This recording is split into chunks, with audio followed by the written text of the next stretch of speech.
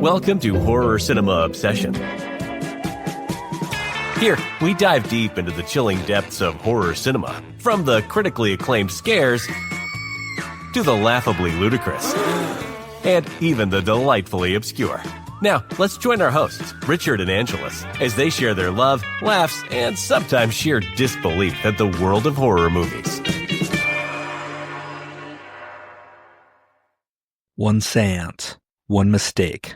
That's all it takes to open a door you can't close. Veronica thought she was just playing a game until something answered. That's right, guys. Welcome back. We are covering Veronica 2017, the Spanish version of this movie. Apparently, there's two, one in Mexico and one in Spain. This is the one in Spain. I'm excited to cover it. I'm one of two hosts. I'm Richard, and that's my beautiful co-host, Angeles. Yes, welcome back. I'm excited. Veronica, this is your choice. A regrettable choice. Oh my God. Wow, riveting. Please stay with us, folks. Please stay with us. I don't think it's bad. I don't know if it was a poor choice or not, but there's certainly worse movies we could have covered. But this movie is based on a chilling real-life case. This film asks, what if the Ouija board isn't just a game? And let me tell you, folks, we're going to find out. And then especially, I didn't know this with Ouija boards, just make sure to say goodbye on it. Apparently, they'll stick around. The door will stay open. Now, your initial thoughts on this movie. I think you kind of divulged a little ahead there, but Let's just get into it, man. okay. So you seen this movie originally a couple years ago? No, I saw it when it came out. You saw it when it came out? Like 2019, 2018. Oh, stateside on Netflix. Yeah, as soon as... Yes, Okay. when I made it to this side, ocean. So how'd you feel about it back then, if you can remember? So I watched it twice. The first time that I watched it, and it wasn't just me. Orlando and Madison Watched it with had you? us over to go watch it. And if you're new listeners, Orlando and Madison is... Orlando is Angelus's brother, and Madison is her... Sister-in-law. Yep. So they had us over, and then we had Madison's sister too, Kenzie, with us. Okay. And we played it. We got What on about the your mom? couch. We turned off the lights, and we were gonna fucking watch this movie because it was promoted as the scariest movie on Netflix. And then the movie started, and me and Kenzie crashed hard. We slept through the movie, and only Orlando and Madison watched it. And then the second time watching it, I watched it with my mom. Okay.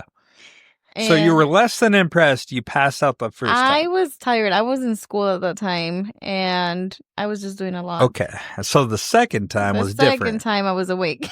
Okay. And then how'd you feel about it? I thought it was good. I thought it was, it had a scary element. I think the fact that there's little kids involved, it always makes scary movies a little bit more creepy for me. Okay. So yeah, we thought it was scary. It was good. So I feel like it plays, I think mood and time and place when you watch something has a big effect on this. I think your mindset when you're in school, tired, taxing, and this movie just didn't bring it. But the second time around, it did. Now, the third time around, you made the comment on this. How do you feel about it? And the third time is we watched it this week. What was your thoughts on that this time around? I feel like ever since we started this podcast, movies that I used to think were scary and creepy are just starting to change, where I've been exposed to a lot more fucked up things and movies that we've seen with a lot more graphic shit happening. And watching this, I was like, oh my God, this is fucking slow. And holy crap, it is not that scary. Okay, so you're getting more desensitized, and I think you're having more of an eye of, because we critique things and we study it, we break it down. I think that's part of it. Mm-hmm. It's kind of like the way I compare it is to like, I play music. Mhm. So now whenever I hear a song, I don't just enjoy the song anymore. Now my brain's breaking it down. Like, oh, this part, this is how it goes. This is how it's supposed to flow. I think that's kind of what happens with the movies. And I've felt this way for a long time just because my brain works that way. I break things down. I do research. I look at all that stuff. So you were less than impressed overall. This time around, It's very underwhelming. yeah. Now, I think another thing is I already had watched it, so I knew it was going to happen. okay, so it had less of an effect on it. Yeah. Too. Even years later. Yes. So this is the first time I watched the movie. How did you feel about it? Yeah, well, I'm going to let you know. Jesus. No. Can I ask a question? Jesus. So with me initially watching this, my thoughts on this. Okay. Slow burns, as many listeners know, are not my jam. But I will say this movie wasn't terrible. It wasn't as... Actually, I think we're 2 in a row now with The Lodge last week, 2019's The Lodge. Oh, yeah. That was a slow burn, not a lot going on. Similar, now you go stateside, now you go to Spain, and you see their version of a slow burn. Very similar, and I do feel like they focus too much on the mundane aspects, and less of the payoff wasn't as effective on this one, where The Lodge, it had a little bit better. But this one, definitely, you can tell either budget restraints or it just did not pack a full punch. They came out around 2 years apart. Yeah, 2 years apart. It was very underwhelming at times, but I was entertained. It was just slow and boring as far as horror movies go for me. But, I didn't hate it. I didn't hate it. It was just kind of, okay, let's watch it. It was interesting. Anytime because this is in Spanish, so I have to focus a little bit harder on what they're saying. Instead of watching visuals, I got to read the text. So it's a little bit harder. So I have to concentrate a little bit harder on it. I think that played a part in it, but ultimately I thought it was a pretty good storytelling. Okay. Yeah. Nice. So you liked it, kind of? Yeah. I'm middle of the road. All right. So we've gotten 2 that are so far. Our season's off to a bang, let me tell you. Because these are the first 2, right, that we've covered. And then what was the Midnight Meat Train? Midnight Meat Train. Okay, that one brought a little bit more action. Yeah. So yeah, this movie, we've kind of covered it. It's a Spanish supernatural horror film released in Spain, August 25th, 2017. Again, the film is loosely based on the 1991 Velasquez case, where a young girl died mysteriously and after coincidentally using a Ouija board. The production budget for Veronica has not been publicly disclosed. However, the film grossed approximately $6.3 million worldwide, with $4.2 million earned in Spain and $1.9 million from other territories. Now, did you find a budget for this? Because I didn't. I couldn't find one either. Yeah, they must not have been keeping track. Initially released theatrically in Spain, Veronica was later acquired by Netflix and became available for streaming in early March 2018. This transition to the streaming platform significantly increased its international visibility, leading to widespread discussions and a surge in popularity among horror enthusiasts globally. Now, I will say this to go back to it, Netflix saying this was the scariest shit on earth. I feel like Netflix says this a lot with their horror movies, and they're very underwhelming. You know what else I saw yesterday? It's like Mike Flanagan. He's scary. I think it's only because of Netflix. You know who has... Sorry to cut you off. You know who has better horror movies? Netflix sucks. They're the worst. They're behind Amazon on this one, in my opinion. But you know who's number 1 for me? That we've gotten a couple? Hulu. Oh, yeah. Hulu fucking got the shit, man. Like, as far as B movies go, where they're not theatrical releases and they're Hulu originals, I've seen more Hulu ones that I liked that fucked than fucking Netflix ones. Netflix ones seem cheap and yeah, visually they look okay, but they're always lacking something. Anyways, what was your thought? I'm sorry. I And I want to forgot. know your opinion on that. How do you feel about Netflix horror movies? I haven't seen that many. I watch Netflix for the shows and the mysteries and a little bit of drama. A little bit of A drama. little bit of drama. I get my B horror, C horrors, whatever you want to call it, from Tubi. Hmm. There's a lot of stuff on Tubi. Tubi's good. Hulu, we've watched a couple, like that alien one. Oh, when no one hears you or something. Yeah, that one was pretty good. We've seen other ones too. Yeah, we've seen a couple other ones. Oh, yeah, they've uploaded movies onto there, surprisingly, that were pretty good. Yeah. They keep you Yeah. interested. I'm just curious. You got your computer up. Can you Google Netflix horror movies? Netflix horror movies. None of them are coming to mind besides this one and Mike Flanagan's fucking shit. I saw a thing. Apparently, they're coming up with another Conjuring, the final Conjuring movie. Oh, it won't be the final, trust me. The promo was like scary as ever. What's her name? The lady Lorraine. She gets possessed after all these things happen, and they're like, it's going to be the biggest hit. Yeah, I was like, okay. Here we go. Yeah, what are some lists here? What do we have? So I don't know. Do you like Netflix originals or things that are on there right now? Yeah, Netflix original horror movies. Netflix original. I'm just curious to see because again, I don't think I've seen a whole lot of them, but they always seem underwhelming to me. Before I Wake, I watched. It was more of a. Again, it has a little kid in it. He's the main person in the story. That one's okay. Eli was okay. And the Tall Grass is okay. But isn't that also what's his name? That's Stephen King. Yeah. Cargo was pretty okay. The Silence, Malevolent, Rattlesnake. Malevolent wasn't Netflix. That was HBO. Okay. The Ritual, Velvet Buzzsaw. That was not scary. Yeah, see what you're rattling off though. Influence, Texas Chainsaw Massacre, was that there? And that one was horrible, if you ask me. That was a shrewd attempt to cover Texas Chainsaw Massacre. As many know, that's my favorite horror. Leatherface is my favorite character, and the series is one of my favorites. But that one, it was okay, but it didn't hit for me. This is from Ranker.com. These are the top 10 best Netflix original horror movies. Ready? Yeah. Number 1, Hush. It was okay. And that's Mike Flanagan, I believe. Yeah, I'm not a big Mike fan. The Ritual. I don't know that I've seen The Ritual. Before I Wake. Gerald's Game was okay as well. That was also of another book, right?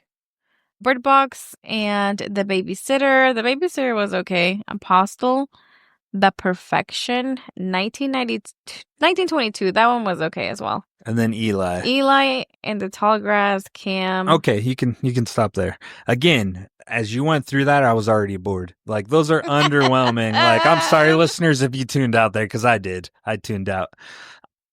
Sorry, not you, Angelus. That was just the list was very, oh my God. I felt my heart rate just fucking depleting. Oh, the neighbor must have threw his Nerf ball over again. Yes, he had the door again? Yeah, but he just walked around. Anyways, so okay. I was just curious on that. Thanks for running that tangent. Now, to go back to Veronica, though. Veronica, again, was loosely based on a true story, right? Mm-hmm. In Madrid, Spain. So it's one of the few paranormal cases officially documented in a police report. Did you know that? Yeah, in Spain. So, but this movie has been noted as having taken aggressively, like, liberties on the story itself. I do have key differences between the movie and the real case if you're interested. Okay. You want to go through it? Yeah. So obviously the name and family difference, that's not a big reveal. In reality, the girl at the center of the case was named Estefania Gutierrez Lazario, not Veronica. The movie changes her family dynamics, introducing fictional siblings and altering her personality. So she was an only child. Okay. And then her personality was not of what it showed. Obviously, they added more to be more sympathetic and empathetic to her.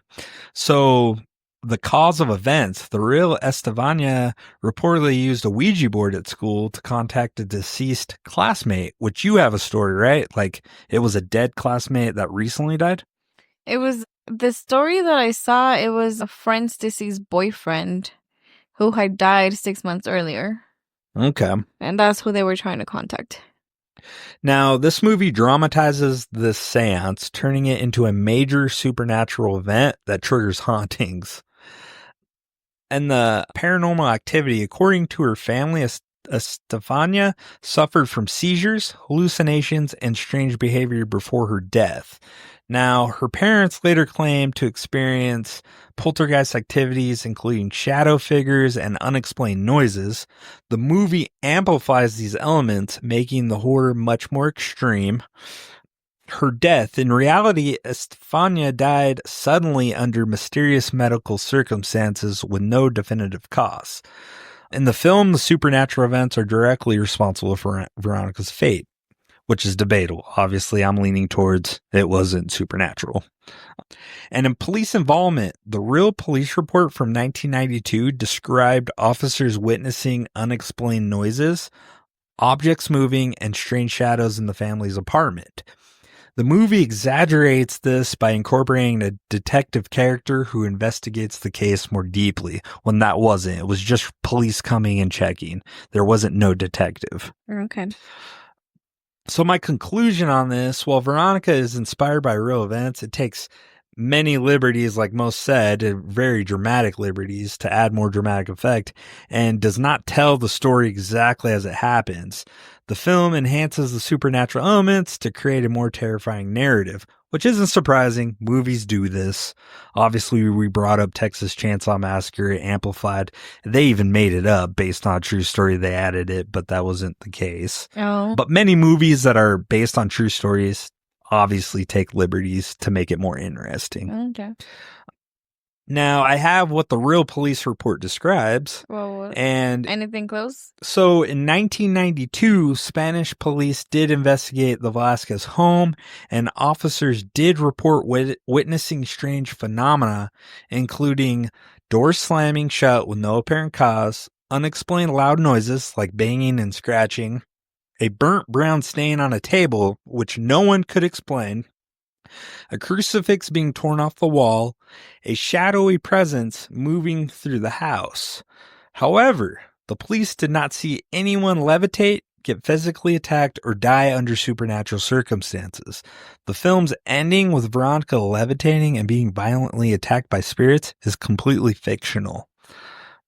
Now, what I explained, like the door slamming, unexplained loud noises, I feel like these are all explainable things. Or like a shadowy presence moving through the house. I feel like all this... Do you feel like you could explain those? Yes, I can explain that away. I feel like, and I've got another thing to kind of invoke a thought too. It could be culture, where they're very amplified. We're a very religious culture. Like Catholicism's heavy, right? Yeah. I think that plays effect in this, because if this happened in the United States, we're going to be like, oh, this is explainable. It's just a pipe, or it's this. You know what I mean? Mm-hmm.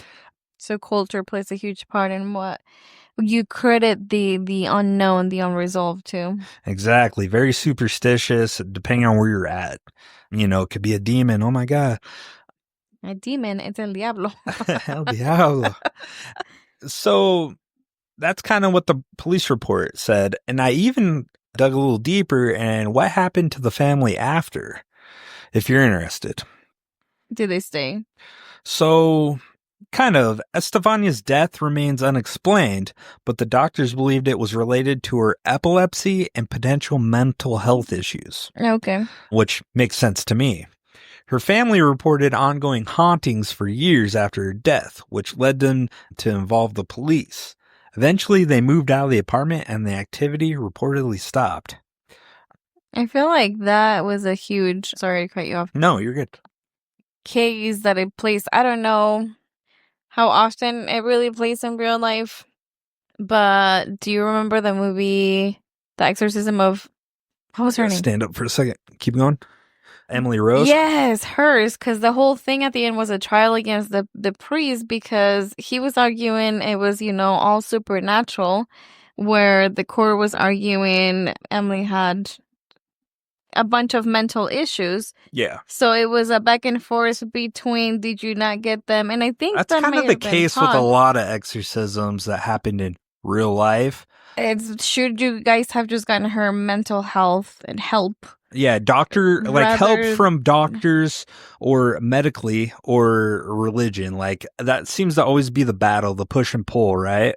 Yeah. And I think eventually, it's a little bit of both if you're spiritual, but you really should have medical advisors. I think, in my opinion, like if I'm going cuckoo bananas, definitely take me to some doctors Okay. and see what they say. They might not be 100% either. Like, I'm not saying doctors are the end all be all. And I'm not, if you're religious, I'm not. But if you're religious, I don't think that's the end all be all either. I think there's somewhere in the middle you can make it work. You know what I mean? Yeah, because I feel like, that's been the case. Is okay, well, now you went with just the fully religious side of it. Now you have someone dead because they didn't get attention. Could you have saved their lives Exactly. if you had gotten a medical attention, which was on the exorcism, that 1976? 73? 73. That's how they which her mom took her to the doctor first before Yeah. they went to look for alternatives. Yeah. Hence exorcism. Yeah. I did look up, and then I think it relates really well with this, obviously, Ouija boards and cultures. Okay. Now, I feel like you can attest to this, like My coming family. from a Latin culture, heavily religious.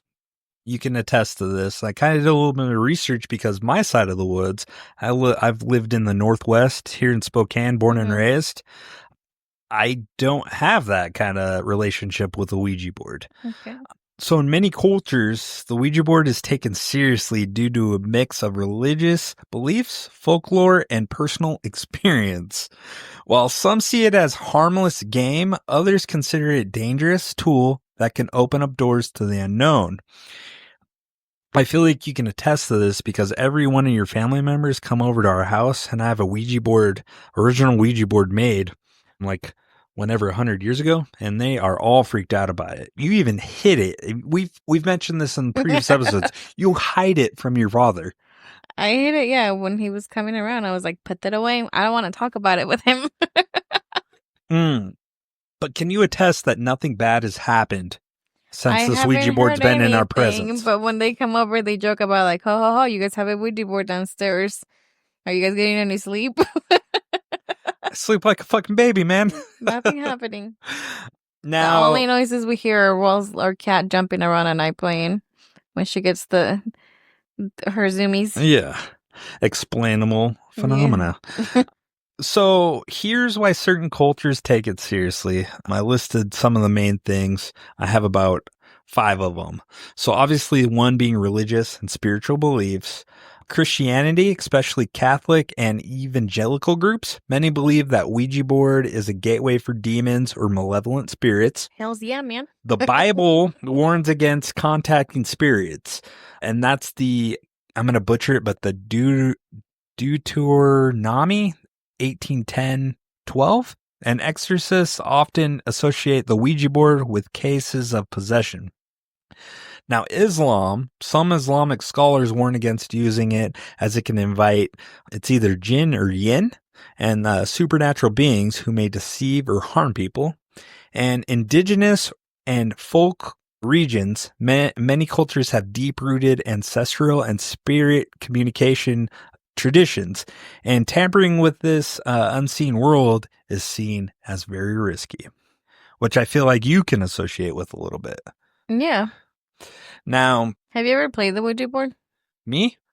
Yeah, fucking around. We'd go to the cemetery, play it. At the cemetery. We did all that shit. Name dropping over here. We did all that shit. It didn't do anything. I remember late at night staying up with friends and doing it, fucking around in the bedroom. It just didn't. Nothing ever came, man. Nothing ever came. I want it to be real. It's cool as fuck, but it's cool as fuck. I've never personally experienced it. Now, real life paranormal experience is number 2 for the belief. In countries like Mexico, Spain, and Latin America, There are countless urban legends and real-life cases like the Velasquez case, where people claim bad things happened after using the Ouija board. Now, we've covered this on the podcast before. I know we have. You have stories about maybe not the Ouija board specifically, but like possessions and kind of falls in line with this stuff. Yeah, being scared, believing in this stuff, that it's real, that it affects your daily life. Right. And if one person is convincing enough and they believe it, truly believe it, it's infectious with everybody. Like, What are the stories you had? You were just telling me off air. Well, one of them, the one that I feel like it impacted us the most, and now that we've grown up, like my brother and I had conversations like, wait, do you remember that show we went through? Do you think it was real or was it all made up? One of my dad's brothers, at one point, he thought that he was possessed by something, or there was like some sort of evil spirit attached to him. And they lived in Arizona, so it's a long trip from here. But at one point, my dad went down there to just kind of keep him company and see if my aunt, because my uncle lived with my aunt, or they lived in the same town, to see what she was saying was real. So he went down there, and my dad's a big religious person. He believes all of this is real. Yeah. So he went down there, and he came back, and he's like, yeah, we saw things, we heard things, we were doing a circle prayer, and we saw shit happen in front of our eyes. So he came back like with an even like more profound belief in the supernatural and evil spirits possessing and latching onto people. So he came back. Hey, next time this happens, can you invite me? I want to be a fly on the wall and watch this shit. So he came back, and it continued. It didn't stop. So his brother continued to have this experiences where he thought he was possessed, right? Okay. So as we hear, all we would hear, because we weren't Were you like, whoa, Papa, tell us more stories? No, we weren't having... Tell us more stories from the South. We weren't having direct conversations with his siblings. It was all, they were calling my dad and telling him what was going on, updating him. I remember at one time they had a nun in California. And she was supposed to be like a clairvoyant nun, and she could see things and heal and do all these things. Dude, your guys' religion bugs. I would be more into this. It's dramatic. It's thematic. It has everything. I'd fucking just eat my popcorn enjoying this shit. So This is awesome. I don't know how they got a hold of her, but she was like helping them. She was kind of me personally, I would stoke the fire. I'm like, okay, you got to find this. I'd be looking them up. I'm like, okay, perfecto. You got to call this person, this person. So she was like telling them what she was seeing on her end, what she thought it was, how to help him, what to do. And then my dad said that many times when he was on the phone, either with the nun or his family in Arizona, like their phone calls, they were getting intercepted by like evil beings. So they would hear crackling and just noises and other voices in the phone calls, not just like the people that they were talking to. That's just big phone, dog. That's Verizon. That's AT&T. Okay, so, even Cricket. So the thing so we were not part, my brother and I were, or my mom were part of these conversations. This was all being relayed to us by my dad. Okay. But at this point, I feel like his belief and all of this was so strong. Like you said, it was infecting the rest of us. We were getting scared on the same level as he was without fucking directly hearing any of this. You guys had your prayer beads and just going hard. We slept in the living room for like a week because we were scared to sleep in our bedrooms because alone. your father brought the fucking stank home with him. Back with them. Jesus Christ! I remember, you're gonna laugh. Because you didn't go to the house. It was the old house. It had, by the front door, there was a window. And I don't know whose idea it was. I don't know if it was my mom or my dad. They were so scared they wrote a prayer and they taped it to the window by the front door in case any fucking evil spirits try to come in. There was a prayer right there. We slept in their bedroom a couple nights. Even going to the bathroom, like we would walk together and one of us would wait outside the door. If it was at night. In the day, it was fine. But at night, it was dark. It was scary. It was just nuts. So shit's wild. And now, like, Orlando and I talking, I'm like, do you think it was real? He's like, dude, he's probably had some mental issues. Because even eventually, I didn't want to say it. That's kind of where I was. The one sibling, he eventually moved to Mexico. Yeah. And then he got into drugs again. and then he got out of drugs. And I And was that like, can, dude, that can wire your brain all sorts I of was like, funky. I think he's probably slightly like schizophrenic or Phrenic, yeah. something. And then the drugs were not helping. No. And he was freaking everybody else out. Yeah. Bipolar, schizophrenic, a lot of that, mental health issues. Because, he left to Mexico. And then at one point it was like starting again, but not on the same level. So religion pumps that full. Media pumps full. Pop culture in general can pump all this like...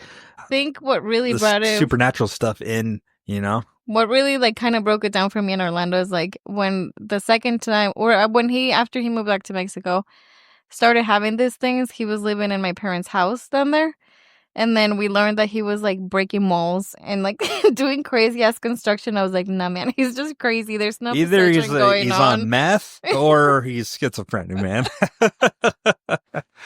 So, yeah. I think the bottom line here is, thanks for sharing your story. In cultures where spirituality and supernatural are deeply ingrained, the Ouija board is seen as more than just a game. It's a potential doorway to forces beyond our control.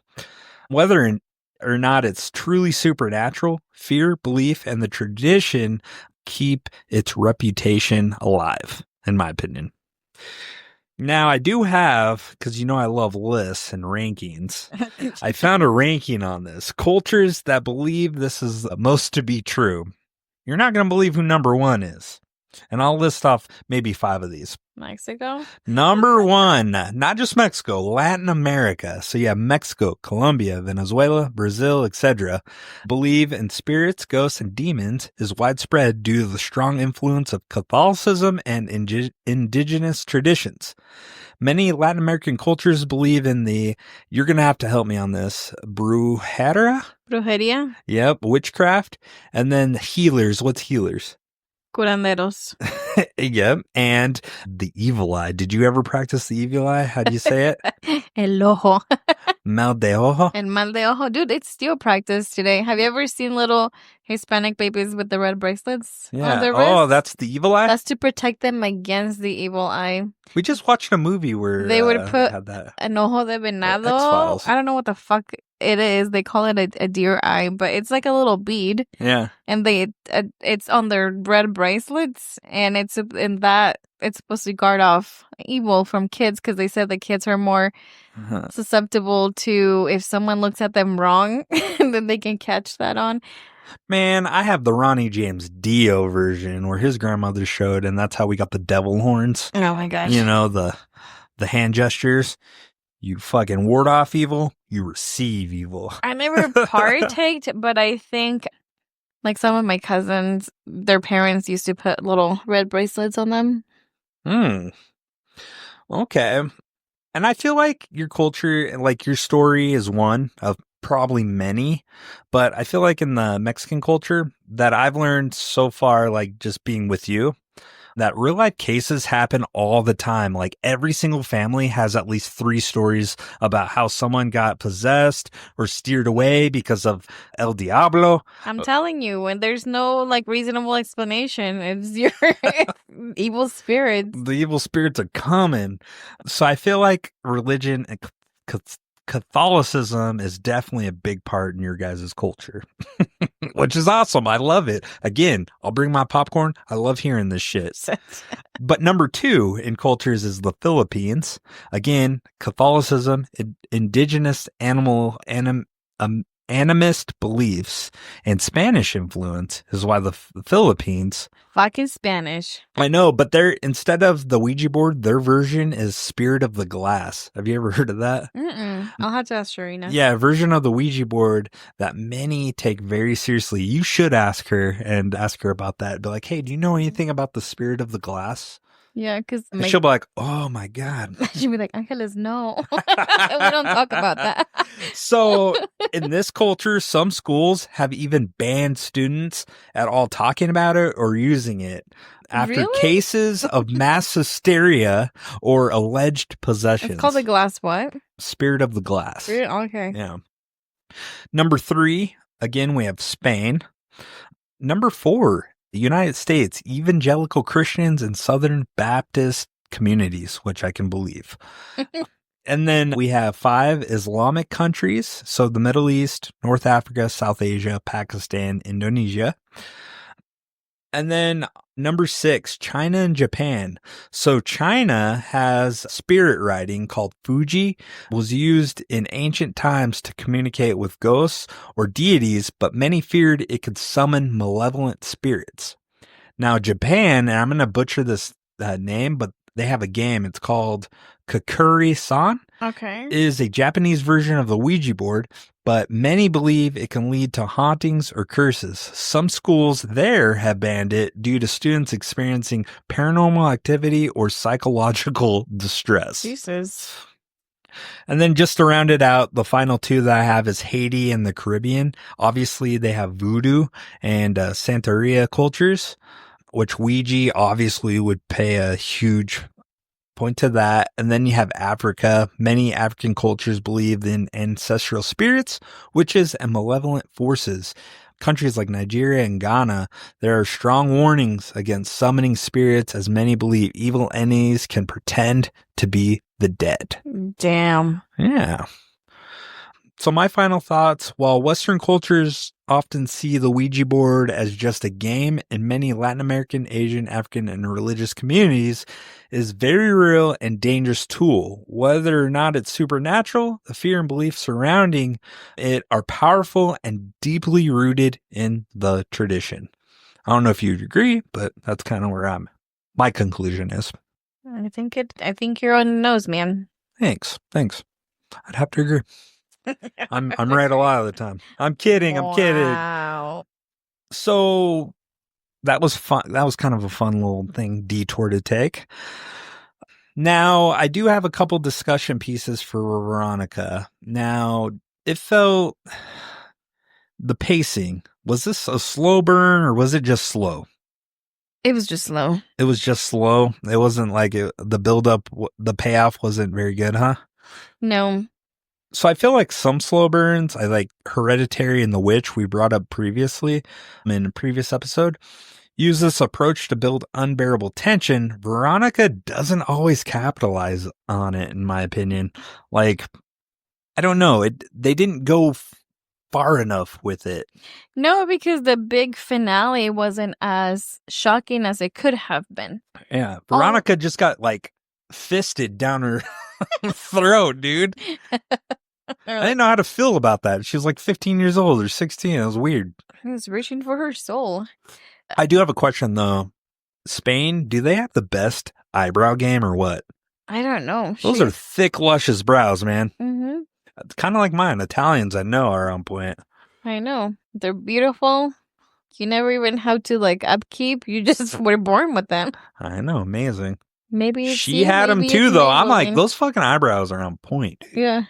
Amazing. You got great eyebrows too. Thanks. Huh. Someone else used to have nice eyebrows. She shaved them off. Not all of them, but yeah. I was like, God, terrible. Anyways, I digress. Yeah, her eyebrow game was that. I mean, I guess there was something.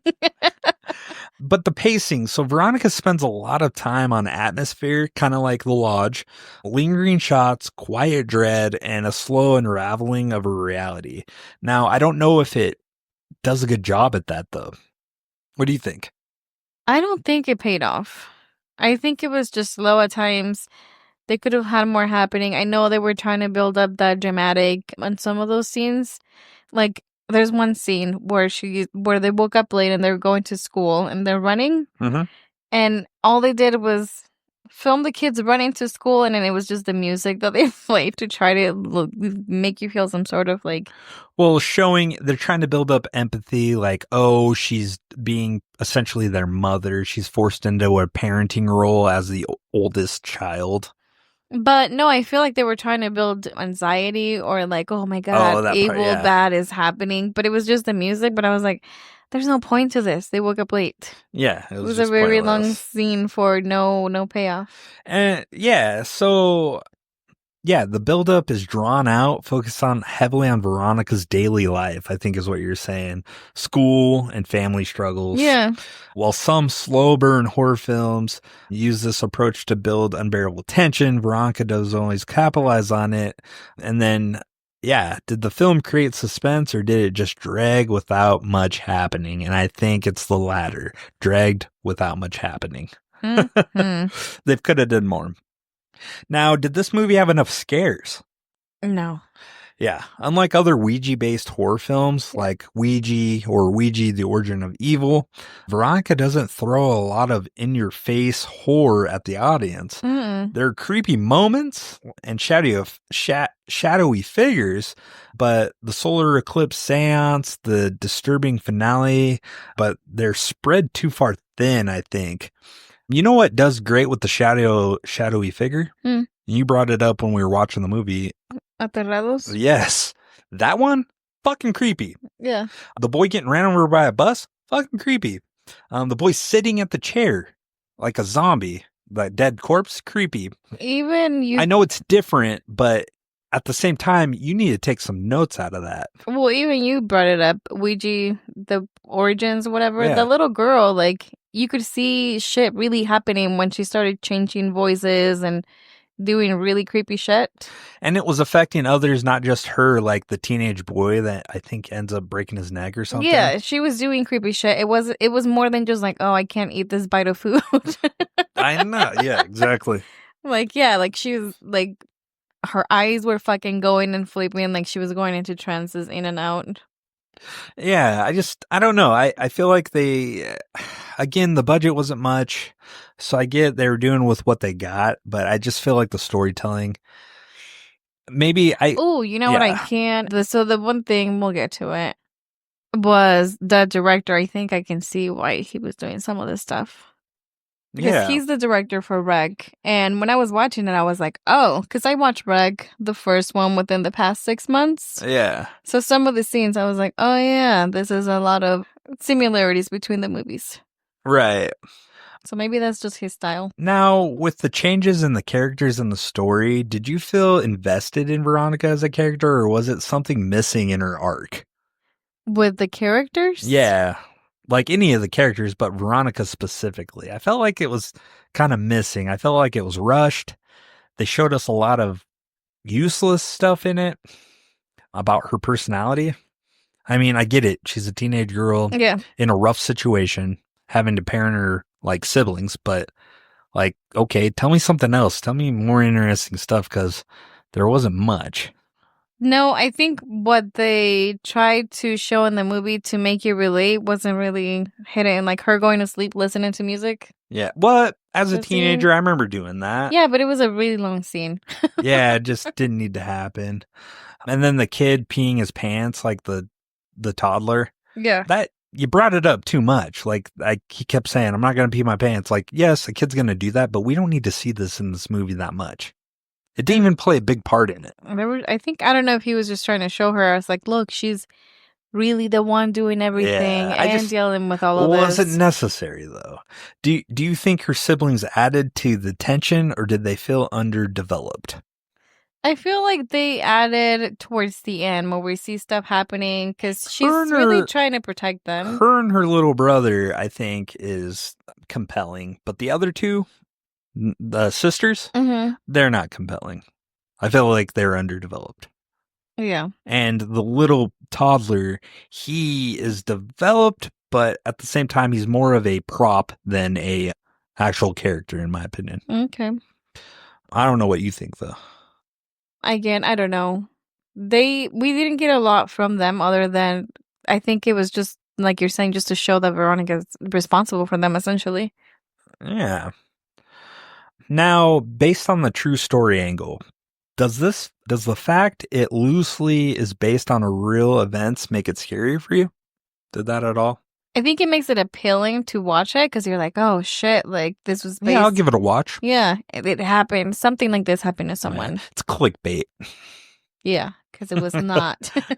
Do you think the film effectively used the real Velasquez case, or did it take too many liberties? Too many liberties. I agree. Like, obviously, I said that obviously, earlier. they got to dramatize it and spice it up. And movies do this. All movies do. You have to. It's cinematic. People don't want to watch mundane, boring, but they didn't do enough, I don't think, with their liberties. Like, they took liberties, but they didn't push the envelope enough. No.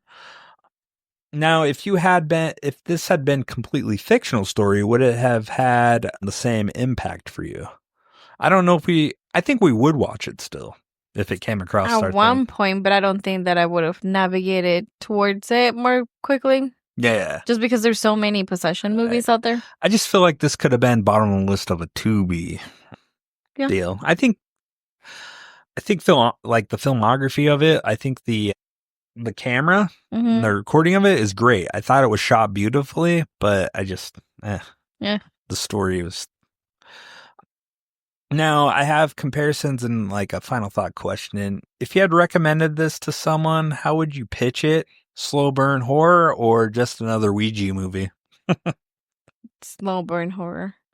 No, not even. Just a slow burn, just a slow movie about Ouija horror. Had they had a bigger budget, and we don't know the budget, I'm assuming it's low. It looks low. But do you think this would have worked better if it was a higher budget or budget and it had different creative choices?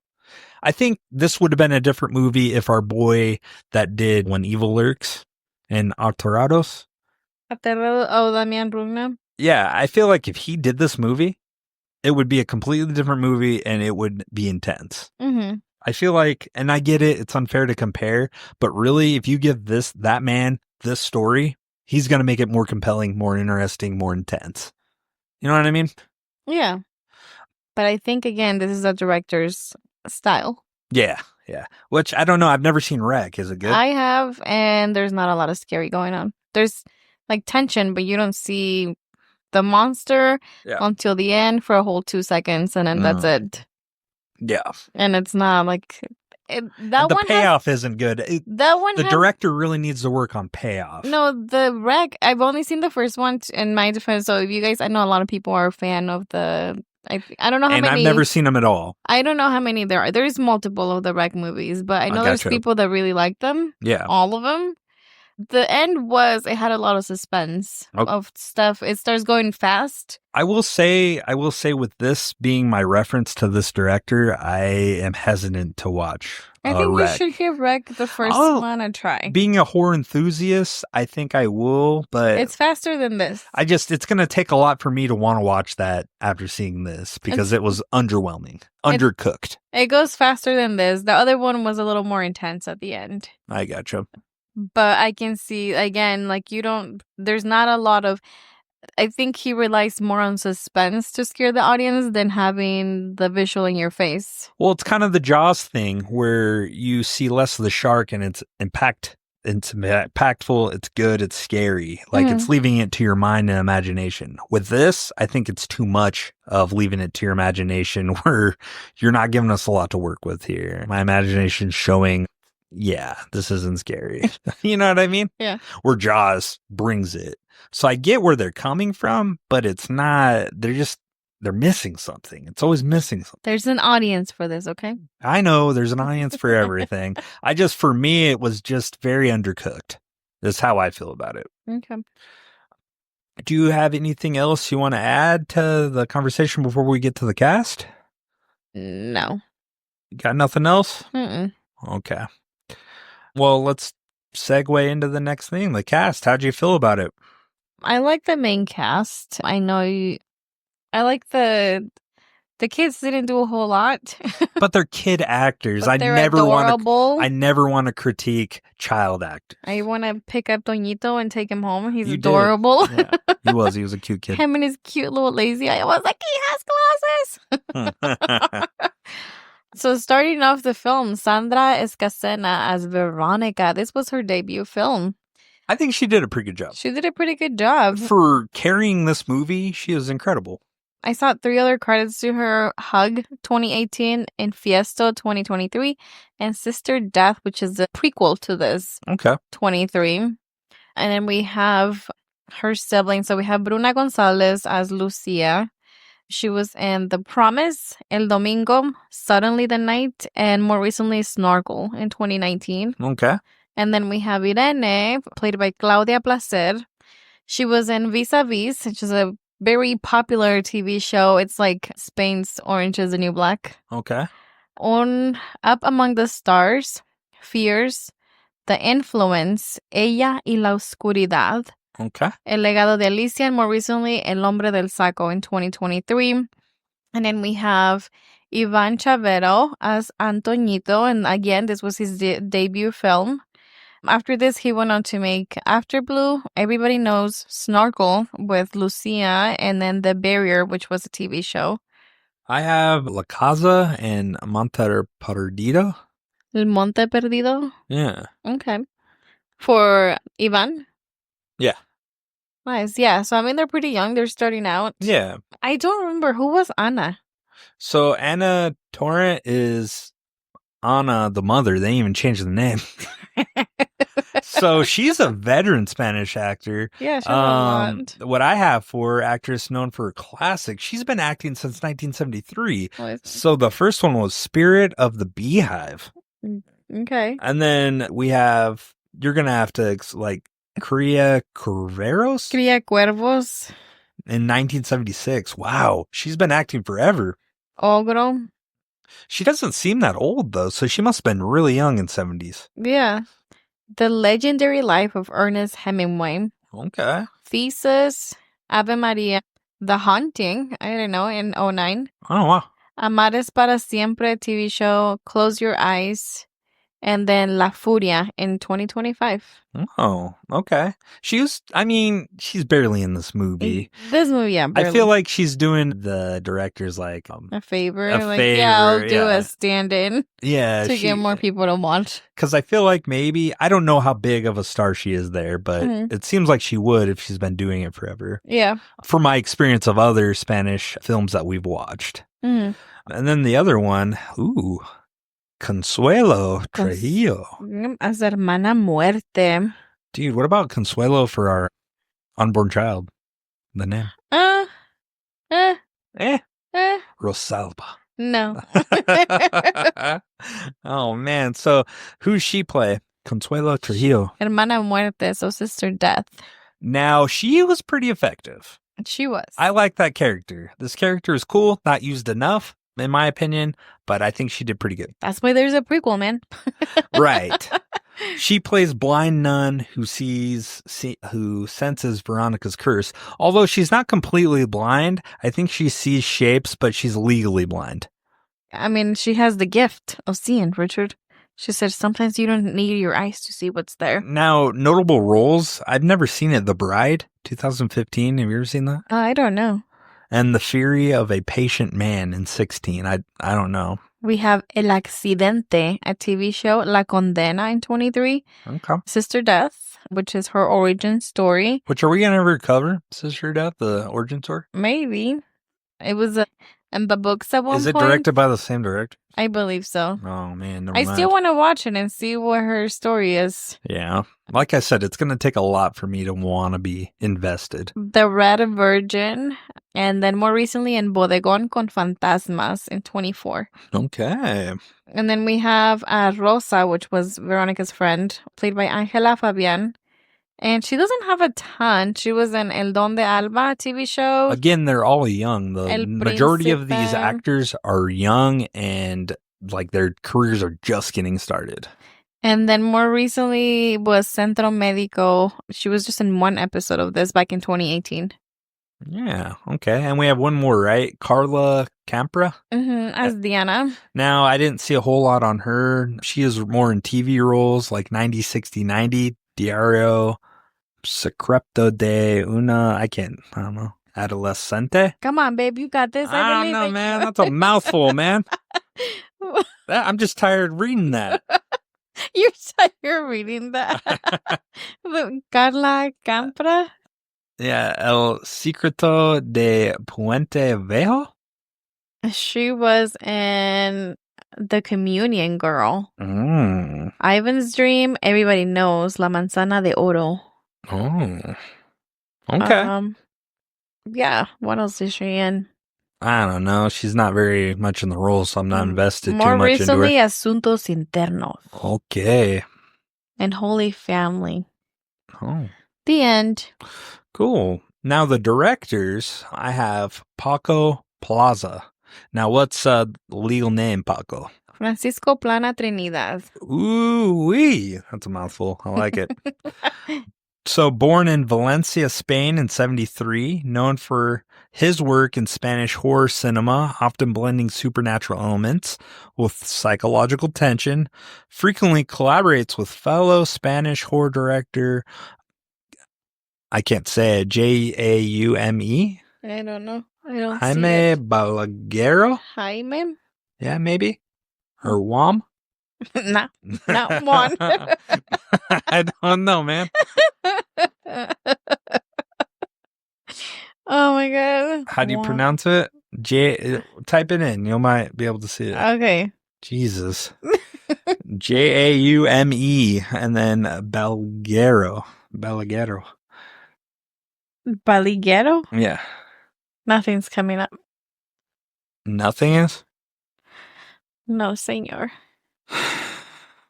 Juan. We gotta hire someone to do our research, like in the moment. Oh my gosh.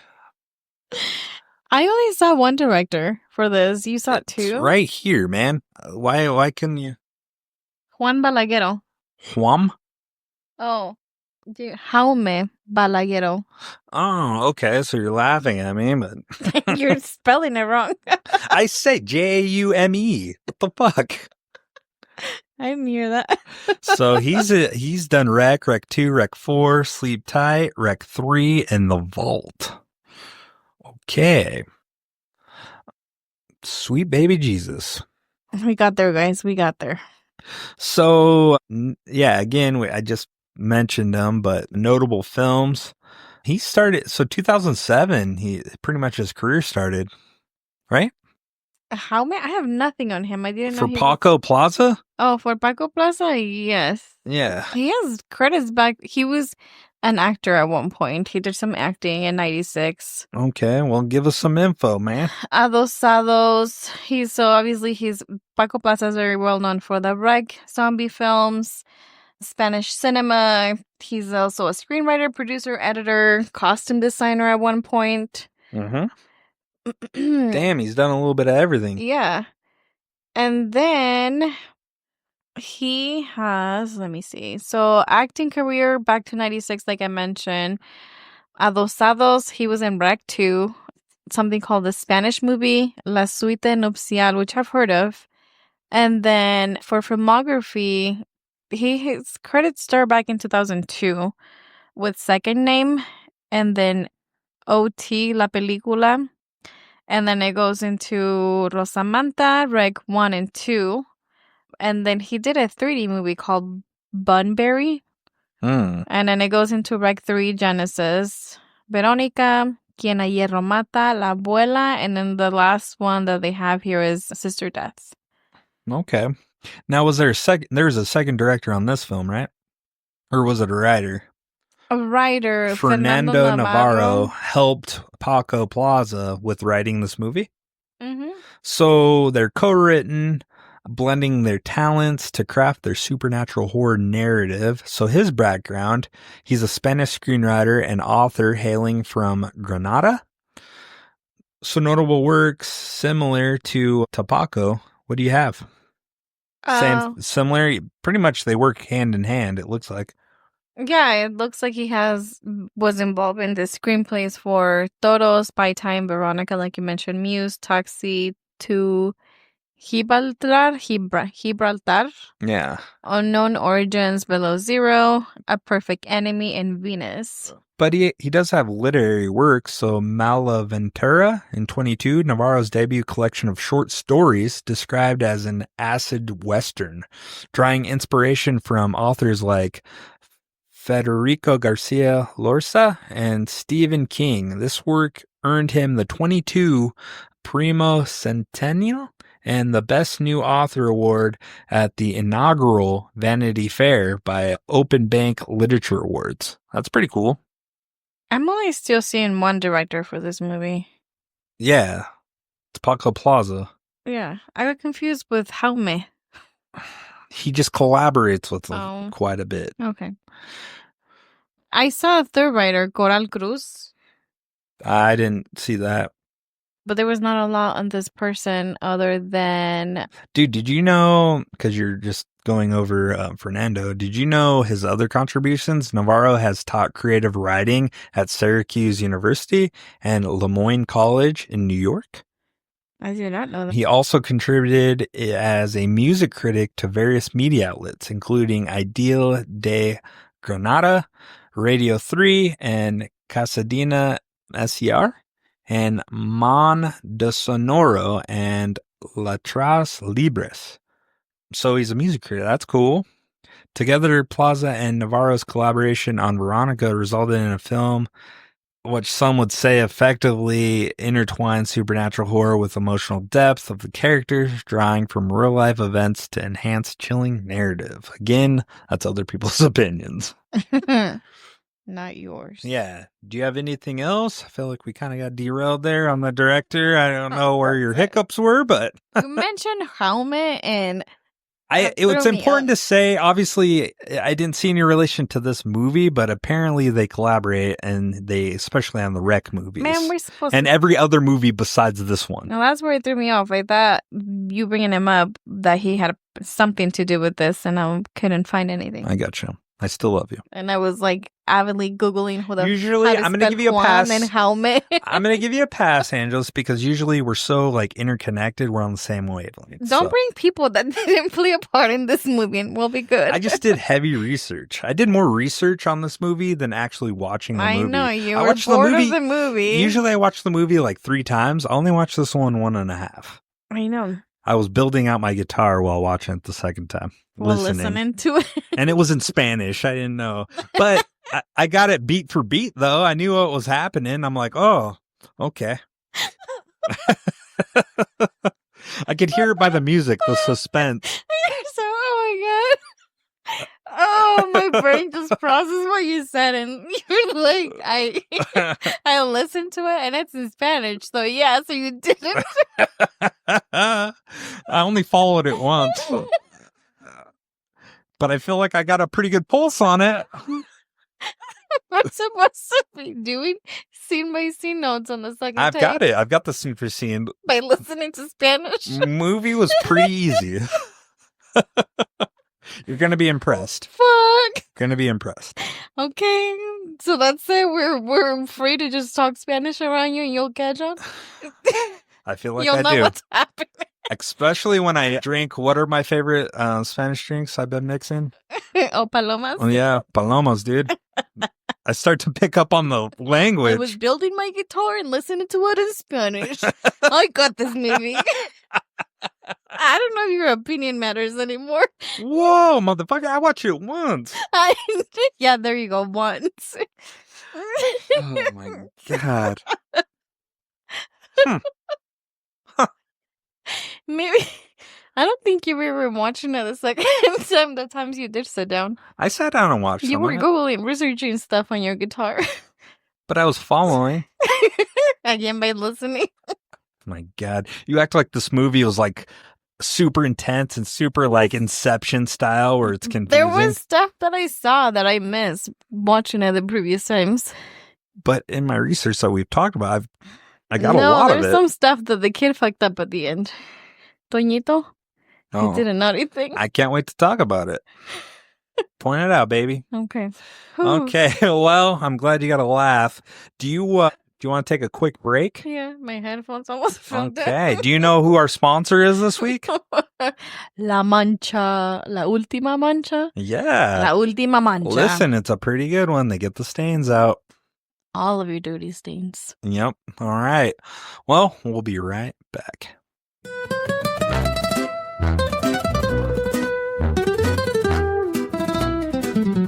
Today's episode is brought to you by La Última Mancha, Madrid's most reliable dry cleaner.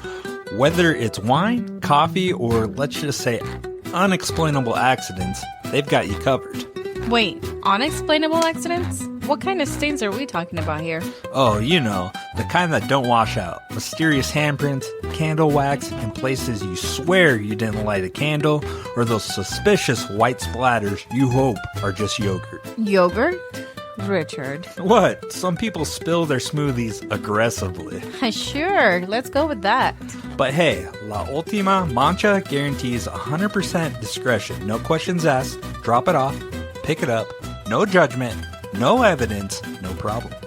So, if I hypothetically spill something suspicious on my shirt, they wouldn't... Wouldn't bat an eye. Blood, ectoplasm, melted crucifix wax, most post-date regrets. If it stains, they clean it. Well, that's reassuring. Do they have any stains that they can't get out? The ones on your soul. Wow. Thanks, Richard. That was super uplifting. Hey, don't shoot the messenger here. But if your actual laundry needs a fresh start, visit La Ultima Mancha. Wait, do they take hard? They take whatever you have to offer. La Ultima Mancha, where even your worst mistakes come out of the wash. Dun, dun, dun.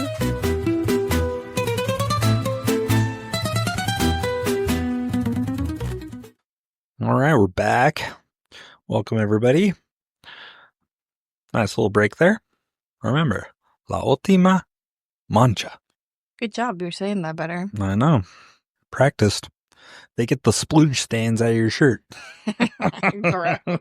I mean yogurt. My bad. How do you get it on your shirt? I don't know. What are you doing? I guess when you're down there. Anyways, crude. We went blue there. I guess this part of the show, man. Plot. You know what I want to hear? What? Let's hear it, man.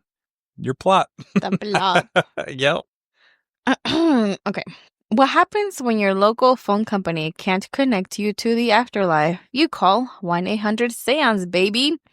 Veronica and her friends want to catch up with her deceased father and Diana's boyfriend, but in an unsurprisingly turn of events, they dialed the wrong fucking number. Instead of the loving dad Veronica remembered, she wakes up from a trance with a creepy, stalking, evil spirit. Veronica navigates trying to figure out if what she's seeing is real or a simple figment of her imagination, all while taking full care of her siblings. With the least expected help coming from Hermana Muerte, she figures out it might be real, but they simply forgot to close the door. Silly goofs. After her friends turn their back on her and want nothing to do with her stalking spirit, she enlists her siblings to evoke even more spirits to open the door again and properly say their final goodbyes. Or is it the end?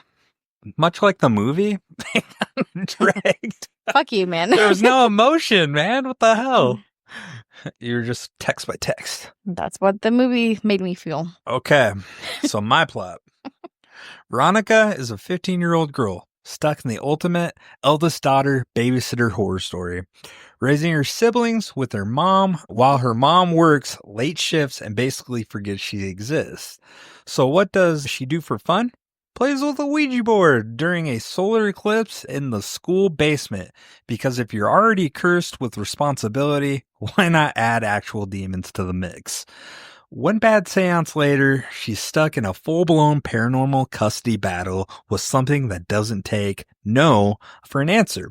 Her siblings are too young to care, her friends bail, and her mom, too busy working to notice her daughter is getting tag-teamed by a poltergeist. Even Sister Death, yes, an actual blind nun named Sister Death is like, yeah, kid, you're screwed. And just when she thinks things can get worse, she hallucinates her dead dad standing naked in the hallway, because nothing says I miss you, Dad, like getting full frontal ghost trauma in your home. But even a spectral schlong isn't as horrifying. Theme for this episode. But even a spectral schlong isn't as horrifying as the fact that no amount of hand-drawn solar symbols is stopping the invisible forces from drop-kicking her baby brother across the room. Moral of the story, if your Ouija board breaks mid-session, just throw yourself out the window. It'll be a lot quicker. Huh? Come on, that was pretty good. Paranormal schlong. I love it. This is your thing. White cum stains on clothes. Whoa. That's our sponsor, dude. They wrote us that. Schlongs.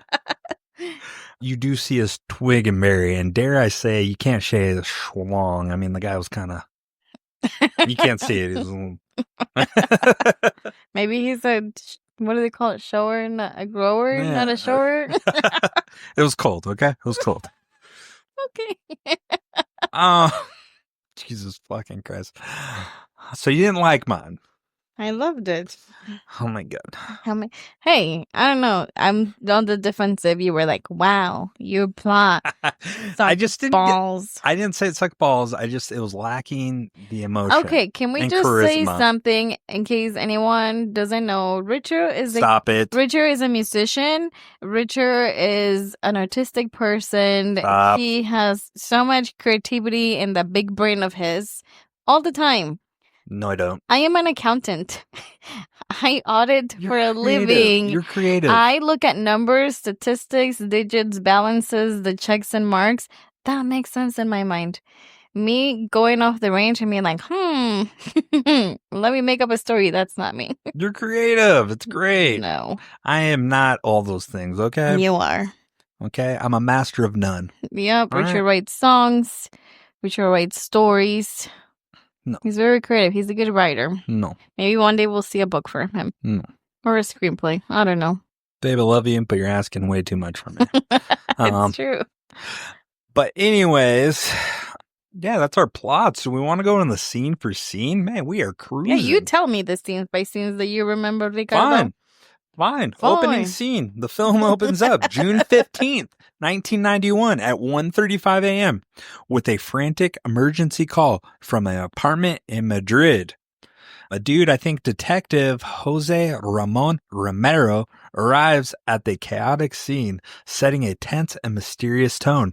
In the scene, we don't know it yet, but we see her female running to these kids. It's the mom of this thing, and it's two kids with yeah. So it's the mom running to them, and it's setting up after the fact the ending, right? Mm-hmm. Now it does that. They go in. The officer, Detective Jose Ramon Romero, and his partner go in there, and they're creeped out. Everybody's like, "Oh my God, there's 3 people in here," and then we don't see anybody. They see the door, her bedroom. As they're looking at it. Now it cuts to 3 days earlier, right? Mm-hmm. Am I correct so far? Mm-hmm. Okay. So 3 days earlier, 15-year-old Veronica is introduced as she prepares breakfast and gets her younger siblings, Lucia, Irene, and Antonito, ready for school. So this is starting to build, they're trying to build that empathy towards her and build some sort of connection, emotional connection for her. To build up the payoff, right? We're seeing who she is. Absentee mom. You see the mom sleeping while she's getting the kids ready for school. May I say Veronica's a boss-ass bitch unbothered by pee? Yeah. She's good with it, but we also do see in this scene that she loathes she wants to be a teenage girl because she sees across the apartment building like a girl just having fun, singing, dancing, and kind of that like being a teenager. Mm-hmm. And she doesn't have that ability because she has 3 kids she's trying to take care of. Mm-hmm. And I think it's not her mom's fault. I think it's because the dad is passed. So now all that burden financially falls on there's just one working parent. Yes, exactly. So I think it's trying to paint all this in this scene, right? Now, what happens next? How are you feeling about this? What's going on? It's like, okay. She's doing all the things as one of those typical Latin American families where the oldest have to help out with all the siblings. And how do you say Antonito? Antonito? Yeah, he's like, I'm not going to pee my pants again, I swear. She's like, okay. Uh-huh. So they go to school. The big theme of the day is the solar eclipse. They're all excited about this. Teachers, everybody is. And in this, she's in class, though. Before class, they're talking about it. Her friend's throwing her a note, right?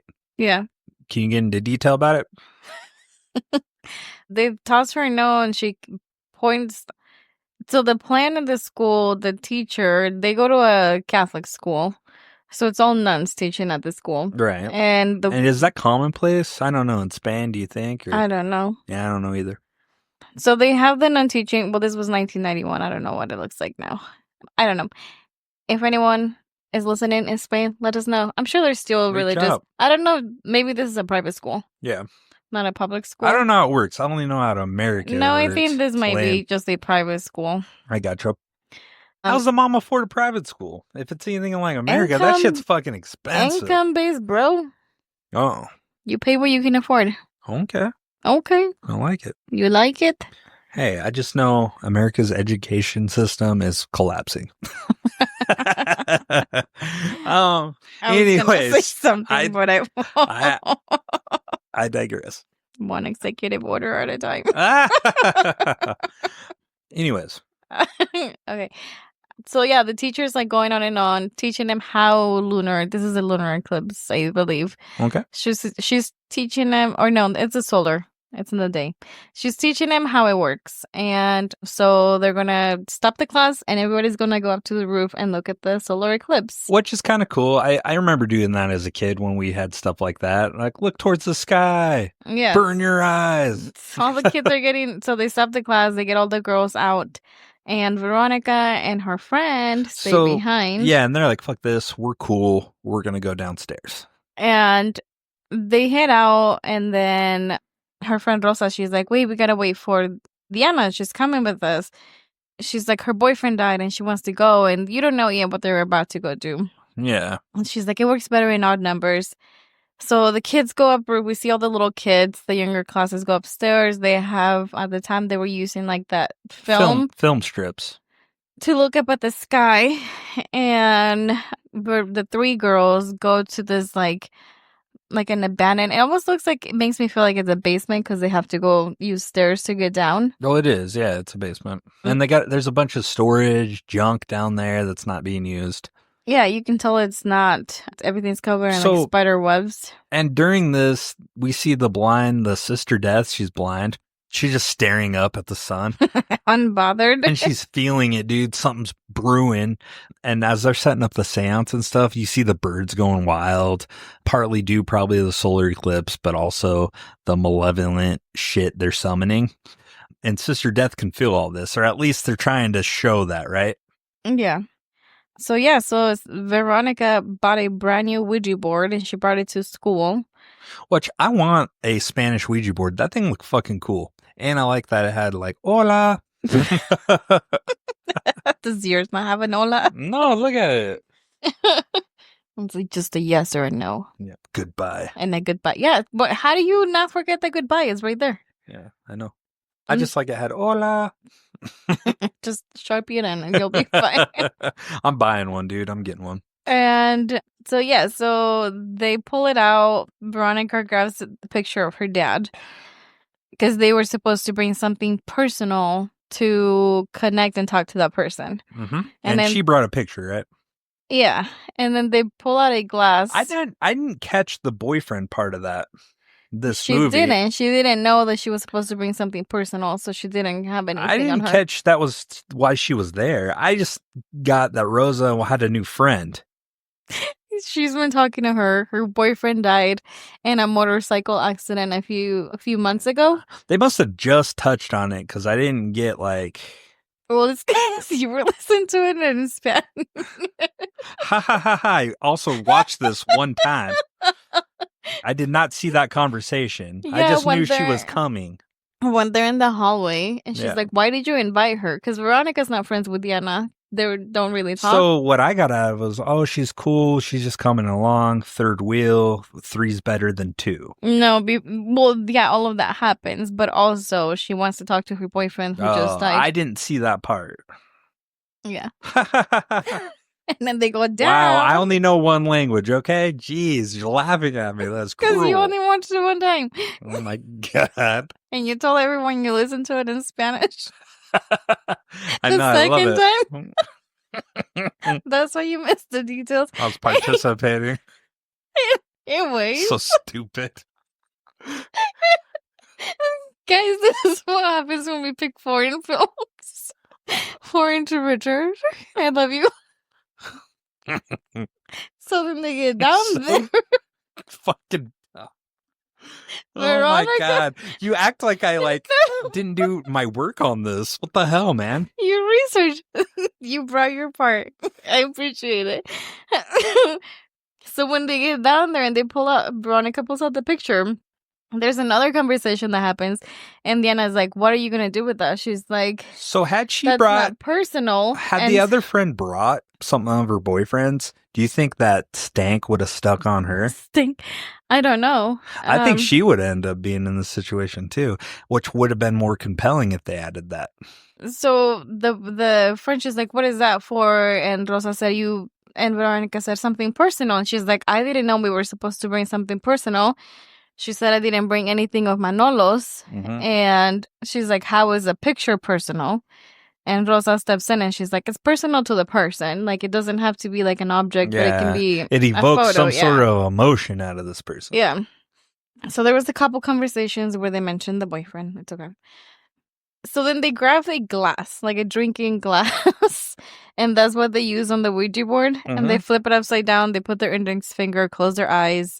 They have a bunch of candles lit up to have like the ambience going. And they ask if someone is there. And they ask a couple times and the board finally moves, or the glass moves. Mm-hmm. They ask who it is. Who are they there for? And then Rosa's like, are you Veronica's dad? Do you want to talk to her? And then the thing spells I see.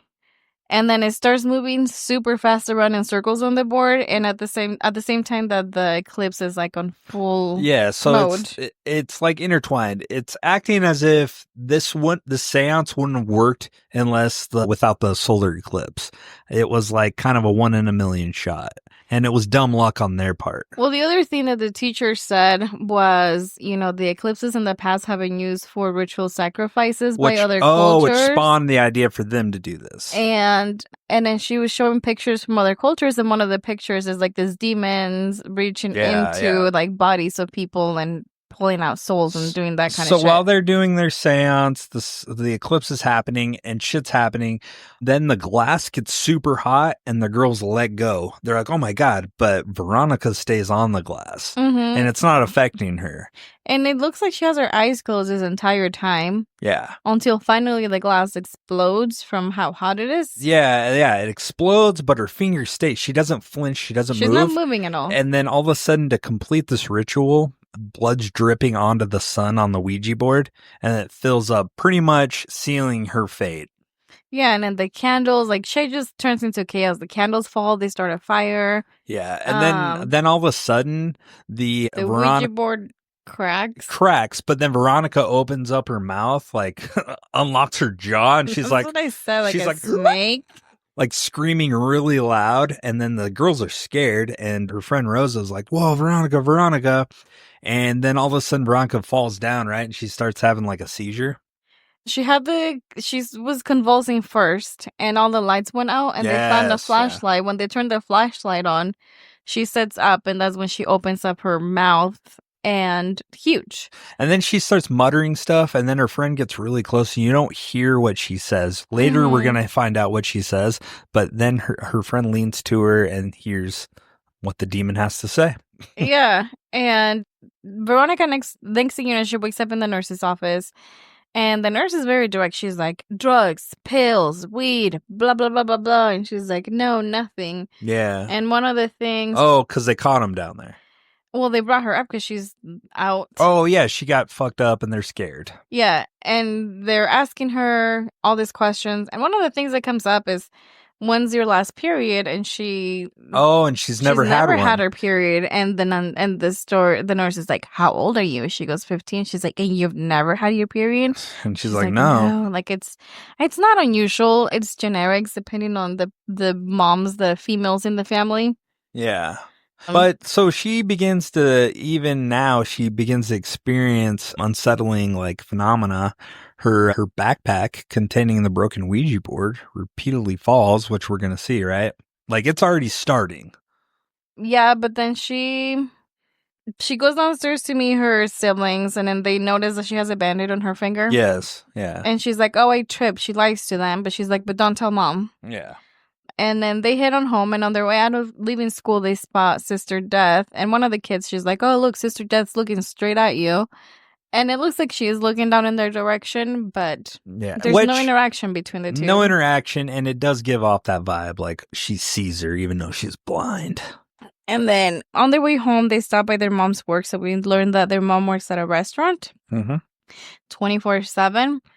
And it looks like Veronica wants to talk to her, but her mom, she's just like a busybody. Does her mom own this bar? I got the vibe she owned it. Or she's managing it or something, that she's always there. Right. But yeah, it gives vibes that Veronica wants to talk to her, but her mom's too busy, so she just gives them leftovers to take home for lunch or dinner. So they go home, and everybody plays their part. Like, obviously, she's the older sister, so she's overseeing them. Right. But also, like, the two older girls, Laura and Irene, they help, like, set up the table, clean up a little bit. And at this point, we see Irene. She's in charge of warming up the food. This is when we start seeing the supernatural things happen, because Veronica goes and leaves her backpack in her bedroom. She puts it up on top of a dresser and leaves. Right. And when she comes back, you hear a thump. Yeah, you hear. And so she goes back in, opens the door, and her backpack's on the floor. She picks it up and puts it on top of the dresser again. And this time she leaves the door open, walks out, and the backpack falls again. And she's like, what the fuck? Okay. So the third time, she just shoves it under her bed. And this build-up's fine. It's showing the supernatural. It's fine, I guess. But this is kind of the extent of how creepy it gets. You know what I mean? Like, we start seeing a dark figure and all that. But this is kind of how far this supernatural stuff goes, in my opinion. Yeah, so she gets in there. They go to eat. And this is when we see, like, her, Veronica, being affected by it. Everybody's talking about their day, how it went. And Veronica goes to Just a second, babe. Yeah. I'm excited. Hold that thought. Okay. You know what came? What? Wellesley's cat tent. She's going to be able to go outside. We're those cat people. We are. I can't wait to set that up for her. She's going to be stoked. We got a tent so we have an indoor cat so she can go sit outside and look at the sun. We open the windows for her, and she just sits there and loves watching those squirrels. Now she's going to get to live in the environment. We could set it up on the porch right there. Yeah, we could. Although it's cold. I'm thinking in the middle of the yard. She's going to go bananas. Oh, she is. She will go bananas. Anyways, let's go back to I'm just excited. So Veronica goes to take a bite. And this is where we see, like, she's not acting herself. Mm-hmm. For some reason, again, like, she's doesn't have free will over her body, so she can't bring this bite into her mouth. Again, in real life, epilepsy. But this one, it's some sort of power's got a hold of her. Yeah, so she finally is able to put the fork in her mouth, and you just hear, I think the thing that's kind of unsettling is hearing that fork rub up against her teeth over and over. Yeah, and the kids are freaking out. They're like, what the hell's going on? Well, they look over, and then it's like some sort of meal that has like a red sauce on it, so it looks like blood dripping from her mouth because she just has her mouth half open. Yeah. And she's got a mess. She doesn't know what happens, so she comes too, right? Well, one of the girls comes back in. Lucia comes back in, and she has like a carton of milk. Mm-hmm. And she sees her, and they freak out a little bit. So and it spills. Drops and it spills. And the milk is purity, and it touches her, and then all of a sudden she's out of it. Mm-hmm. That's what I got out of this. And she has no idea like what happened. And she's like, clean that up. She sees the mess of the milk on the floor. Even though her face is just like spaghetti all over her face. Yeah. And then we see her. She goes to wash her shirt. She spilled tomato sauce on her shirt. Right. And in the mirror, we see that it looks like a handprint, like a burn handprint on her shoulder, like something touched her. So she starts collecting these on her body. Yeah. Because she eventually gets one on her wrist. And then we see comes out, we see Irene, she's on the phone. Her friend Rosa called to cancel plans. And Veronica wants to know what the hell's going on. So she calls Rosa herself, and her mom answers. And the mom's like, oh, no, she's not here. She's heading out to meet you and Diana. And she's like, oh, okay. So Rosa lied to her mom, is avoiding her. Yeah, and she lied to her mom and lied to her. Mm-hmm. Yeah, she's like, oh, great, cool. Yeah. And she doesn't understand why. No. Later on again, we see her. She's giving Toño a shower. Yeah.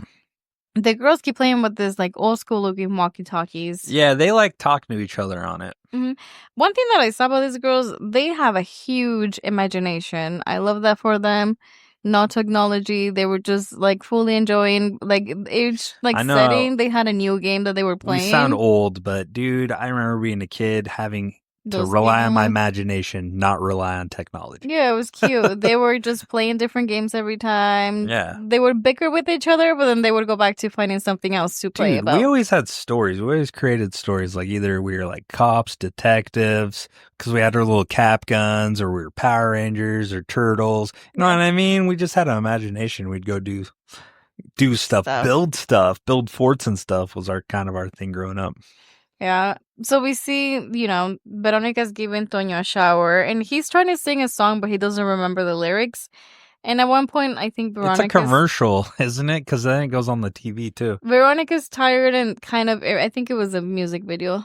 Was it? No, I think it was a commercial because they were like selling something on the TV. Oh. It's like a pop or something. Soda. So Veronica gets kind of snappy. She's like, if you don't know the lyrics, why are you singing? And then she, backtracks and she starts singing it for him. And so they're both singing together. And then... How's it go? I don't know. Oh, my God. So then Veronica yells at the girls. She hears a noise outside and she thinks automatically, assumes it's them being too loud and it's supposed to be bedtime. She leaves in... so she goes up to see what's going on. Yeah. And one of them comes out and she's like, they're just in the living room, so it's not them, whatever the noise Yeah, she and they're heard. just playing. What it was her Ouija board, wasn't it? I think so. So, but there's this one toy that we keep going back to, the one with all the lights. Yeah, it's like kind of like they have a name for it. It's like Bop It, where you have to mimic what it's doing. So as colors, so it'll say red, blue, yellow, and then you have to hit red, blue, yellow. So you follow through with it. So that goes off, but then what we see now, momentarily, the door locks to the bathroom, and she's panicking because Antonito is in there, right? Mm-hmm. And she's like, oh my God. And then re-entry comes in. He's scolding hot. He's burned, right? Yeah. And she's like, oh my God, I made the water too hot. He's like, it wasn't you. Well, at first, she thinks it was him, and he's like, I didn't do it. So she pulls him out. She puts like burnt cream or some sort of ointment on him. But she's like, I'm sorry, I didn't mean to do that. Mm-hmm. And he says that it wasn't her. Yeah, he's seen something. And she's like, okay. And all the kids are in bed at this point. She's cleaning up after them.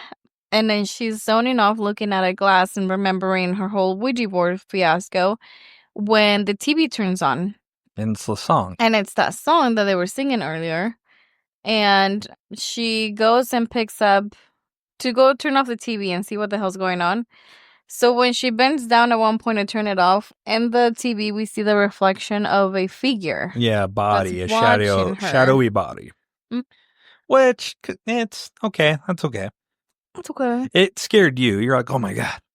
Yeah, so she gets in bed, and this is one of those scenes where I was like, oh, this is... I get the song, but at the same time, I was like expecting something to happen when the countdown got down to 1, but nothing happened. Nothing happened, exactly. So that's what I'm saying. They pulled their punch. They should have went further. She puts on like her headphones, and it's this rock song, and it's doing the lyrics, and then it starts a countdown from Spanish 10 to 1. Goth. But she has this glow-in-the-dark stars all over her ceiling. So she has a flashlight pointing at them. Yeah. And I was like, oh, shit, when it gets to 1, something's going to happen. Yeah. And nothing happened. Yeah. The one thing that did happen... That's the common theme of this movie. She did wake up, and her closet door looked like it slipped open. Yeah. So she picked inside. And it's her brother, and it's sisters. the kids, all 3 of them. Yeah. And then it shuts because she's trying to figure out why all 3 of them are packed in her closet. She freaks out. The door shuts again. She turns around, and this is where we see her dad, fully naked, standing in front of her. His twig and berries out there for the world to see. Saying her name and walking towards her. And she's like, what the fuck? And then this is where her sheets become bloody, right? At the end of this, because she sees what she thinks it's her dad, it turns from her dad into like a monster. Yeah, like this kind of, you know what it reminds me of? The demon off that one show. with the priest, the lady lawyer type thing. The priestly. Oh, And then the dude who's I a know skeptic. Evil? Yeah, evil. It reminds me of that the character in that. But in this, so the blankets get all bloody like she had her period, but also in that the kids climb on top of her. That's right? later. Oh, is it? Yeah. Okay. So she falls onto her bed screaming, and this is where like arms crawl up from the bed and just wrap her tight all over, and then she wakes up and it's Friday. Yeah. And so And this is day 2. yeah. And then she wakes up and Toñito's in her room. Mm-hmm. And he's like, it just came out. So he peed himself again. Yeah. She looks at the clock, and this is the one scene where she realizes that they are late to school. Yeah. So we see them all run to school. And this is where they play this like very dramatic song with a lot of tension. Yeah. To make it seem like, oh my God, it's because she's getting, I don't know, being chased by this evil thing. They're late to school. Yeah. And they barely make it in. And then this is where she starts noticing like her friend really distanced herself when she's bonding with the other girl, Diana. Right. She asks to go to the restroom. And instead of going to the restroom, because of how we see that is because she thought her friend was going to throw her a note, but she throws it to the other friend. And then Veronica had a note she was going to throw back, and she just said, forget it. And that's when she was upset and she was going to the bathroom. But she wasn't going to the bathroom. She was going to the basement. Mm-hmm. And she's down there and finds her dad's picture. And in the corner, we see Sister Death smoking a cigarette. Yeah. Taking her fucking break. That was awesome. Yeah, and she tells her, she's like, you know how you can walk into a house and you know that they made French toast without seeing the French toast? She's like, some like smells just like bring back a memory. Yeah. And we learned that she used to be a teacher there at that school. And Veronica's like, does it bother you that everyone calls you Sister Death? And she's like, well, it's better than calling me a sister narcissist. She has a sense of humor. And she's talking like she's quick-witted, right? Yeah, and Sister Death, she's like, what's in your hand? And Veronica's like, I thought you can't see. And she's like, well, you don't need eyes to see. Yeah. And she touches the picture. She grabs the picture and she's like, what you and your friends did down here is fucking dangerous. And you opened a door. Yeah, she's like, and it's not about who you want to talk to, it's who's willing to talk back to you. Yeah. So they were trying to reach her dad and the boyfriend, but that's not who answered the door. Yeah, it was a demon. And she's like, do you have siblings? You have to protect them. Yeah. And then I thought we were going to see something, but there's a scene as well. The Sister Death starts smoking a ton and blowing like the smoke. Well, which is a common practice. Like you see that in like, I know in Native American culture, but different cultures, the smoke, you blow on them to get the impurities away. Oh. So it's a common practice. Oh. Yeah. So she's doing that. So she's trying to perform something. While she's doing that, she's saying, protect your siblings.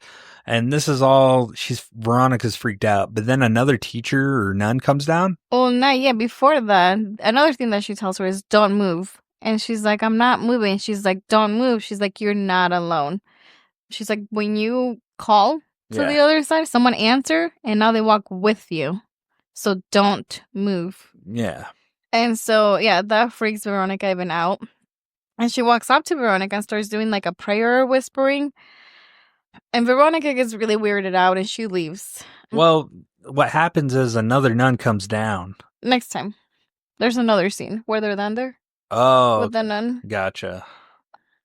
And and so Veronica leaves freaked out and the sister's like, running away. She just kind of whispers to herself and she's like, yeah, run away. Maybe you will be able to keep away from whatever's chasing you. Yeah. She spots Rosa and she's like, hey, why are you mad at me? Like, you cancel plans. You're not returning my calls. Trying to play it off. She's like, was it because of yesterday? And Diana comes over and she spills that Rosa's parents are leaving out of town. And they're throwing a party on Saturday. And she's a little weirded out. She's like, you didn't tell me? And she's like, well, now you know. Yeah, you're invited. And something that Diana says, she's like, well, it's partly like, you probably can't go anyways. You have to watch your siblings. And I was like, oh. And it's like a little dag. Yeah. That she has no personal life. Right. So she kind of leaves and she's like, fucking bitches. Yeah. So she goes home. She's flipping through the Ouija board manual. Yeah. And Well, she buys another Ouija board to get the manual. not yet. What the fuck? I don't know, retreat. It's at the end. She's looking through it and she's just flipping. There's a bunch of pictures in this. And she finds a symbol on the manual and it's like this symbol and it says that it's for protection. Oh, yeah. She writes this on a couple pieces of paper and hangs it in her siblings' room because the sister death was like, protect them. Yeah. So she starts hanging them up. Yeah. And at one point you see the kids are playing in the room and they're like, what are you doing? What is that? And she's like, don't worry about it. Yeah. And we hear knocking on the door. She comes out and it's her neighbor. And the neighbors, it sounds like she has a bad reputation for complaining. So bitching and whining. We've all had that neighbor. Yeah. So she's like, what? She answers the door and she's like, where's your mom? Let me guess. Working. She's like, what are you guys doing? And she's like, you guys, she's from downstairs. Stomping, yelling. There's leaks now coming from the roof. There's a stain on her roof now, or ceiling. Yeah, directly above where Veronica's bedroom is. She's like, there's a huge wet spot. She's like, are you guys spilling water? She's like, I'm going to tell your mom. Yeah. And she's like, Veronica's like, fuck you, and shuts the door. Yeah. Which natural response. I can relate to that. And then Veronica, at this point, again, it looks like it's later on in the day. She's like hanging, putting sheets out to dry. I'm assuming it's Tonio's pier sheets. Yeah, and drops it. They drop down. So and she's like, fuck. Yeah, so she grabs keys to walk downstairs and pick up the sheets. And then the walkie-talkie starts going. Yeah. And she thinks it's the girl. So she's like, picks it up and she's like, hey, you need to go to sleep. And here's that same toy. Yeah. Playing music. Beep, boop, pop, boop. And she looks at the window. So the apartment is kind of like in the shape of a U shape. Yeah, it's a U shape. So she can look across. Which is huge. That apartment is fucking huge. Yeah, she can look across and see the kid's bedroom. Yeah, into the bedroom, and she sees a shadowy figure going towards them, right? Mm-hmm. And so she runs towards them because she thinks someone's going in there. Uh-huh. And the girls are asleep. And then the toy starts playing again, and she looks up, and then the way that this creepy thing moves, it moves through the walls. Yes. Like the shadow. And then all of a sudden, the things that she drew, those little... protection symbols? Yeah, they burn in flames. Yeah. They go up in flames. And then the shadow thing, it crawls into the kids' bedrooms. Yeah. Grabs Irene and starts choking her up. What one? Lucia? Irene. Oh, yeah. And then now Veronica's over her, shaking her. Yeah. And then the kid wakes up and they're like, what the hell? What are you doing? You're choking me. She's like, I'm not choking you. She's like, I'm protecting you. Yeah. And the kid's like, oh, okay. Yeah. And Veronica's like, there's dark things in here. She's like, you guys just can't see them. And she freaks them all out. And she's like, okay, this is...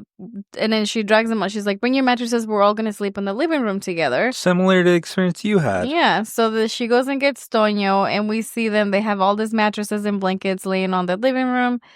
And they're sleeping. Nobody's sleeping at this point. They have the TV on. They're just up really late.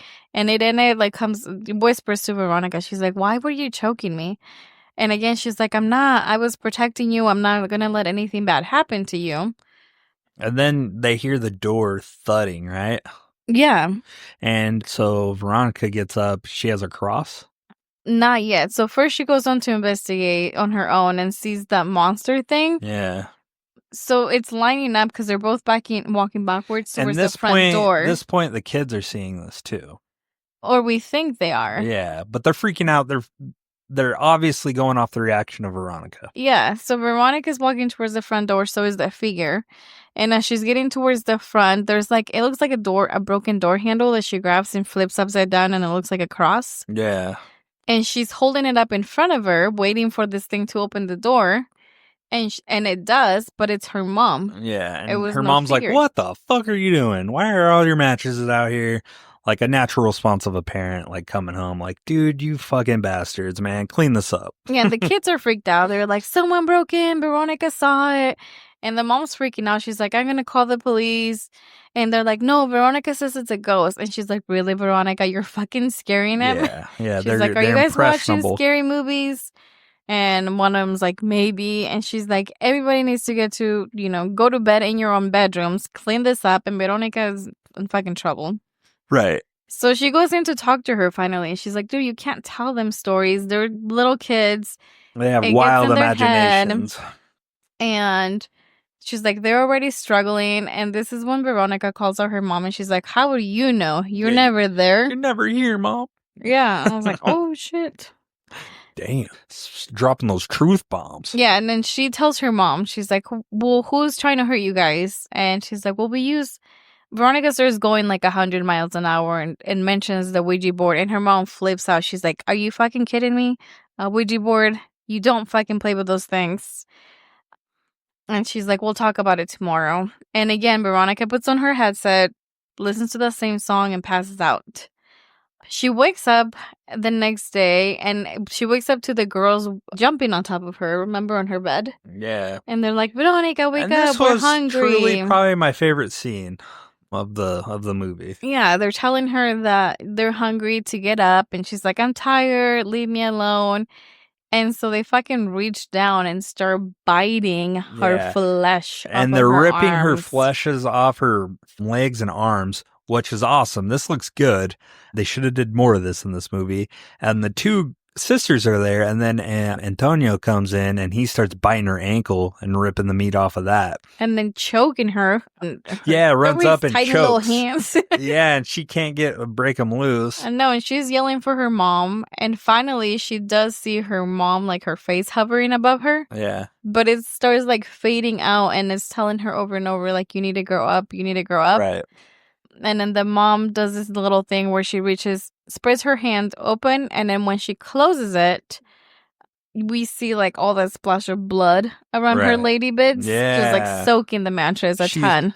Our Veronica has turned into a woman. Mm-hmm. She can reproduce now. Yep. So she wakes up, and now it's Saturday. And she gets up and realizes that she really did get her period. And she's on her mattress, on her sheets. There's a few drops of blood. Mm-hmm. Later on, we see her cleaning it. It looks like a ton of blood now. Yeah. It's a murder scene, man. Yeah. And as she's cleaning, she like hears little noises, and just like curiosity, I don't know what gives. She flips the mattress over, and it looks like there's a burnt handprint on the bottom of her mattress. And she's like, all right. Then she goes to all the other kids' bedrooms. Yeah, they all had that demon juice all over it. But theirs was different. Theirs looked like imprints of bodies. Yeah, body imprints. Of them. Is that what? I thought it was the demon just like imprinting itself on their mattresses. No, it was them, but obviously the demon was doing something. No. Yeah, so... And then the other thing that we see is before she flips her mattress, Toño, there's a book next to him, and she's like, what are you doing with this? She's like, you don't know how to read? And he's like, I haven't been. He's like, Dad's coming over and he reads to me. And she's like, what the fuck? Which the demon's reading to him. Yeah. And she's like, what did he say? And he's like, oh, he said that next time he's taking me to where he lives. Their dad lives. And she's like, all right, I need you to pay attention, Toño. Next time he comes, do not listen to him. He's like, cover your ears and call my name and I will come and save you. Yeah, call my name really loud. Keep repeating it. Yeah. And so and then she realizes that all their mattresses are burned. So she grabs all the kids in a rush and gets them out of the house. Then she drops them all off at her mom's work. And how inconvenient is her mom? Her mom's like inconvenience. She's like, what the fuck? You better pick these kids up soon. Yeah. She's like, they can't be here all day. And this is where she goes. It's on a Saturday to meet Sister Death in that basement again. And so she's down there and she asks Sister Death if she can see things. Does she go see Rosa first or Sister Death first? Gotcha. And Sister Death, she's like, why do you think my eyes look like this? She's like, I did this to myself to stop seeing things. But even then, I can still see things. Yeah.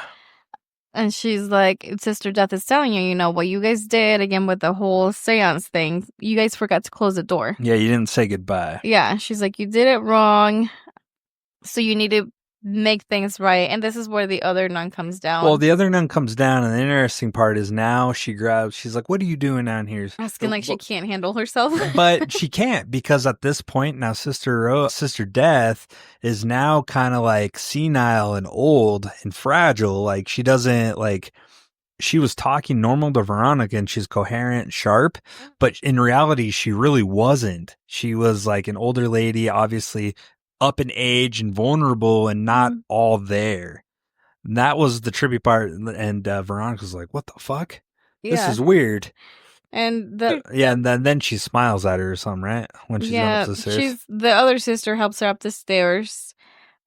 And the one thing she tells her, she said, the answer is in the books. Yeah. Do it right. And the other nana was like, see, how wise of her, telling you to keep reading your books. Yeah, exactly. But she doesn't know what books they're talking about. All right. So Vero goes into one of the bathrooms at the school, it looks like, and she pulls it out and she's looking at the instructions on how to end. Stuff.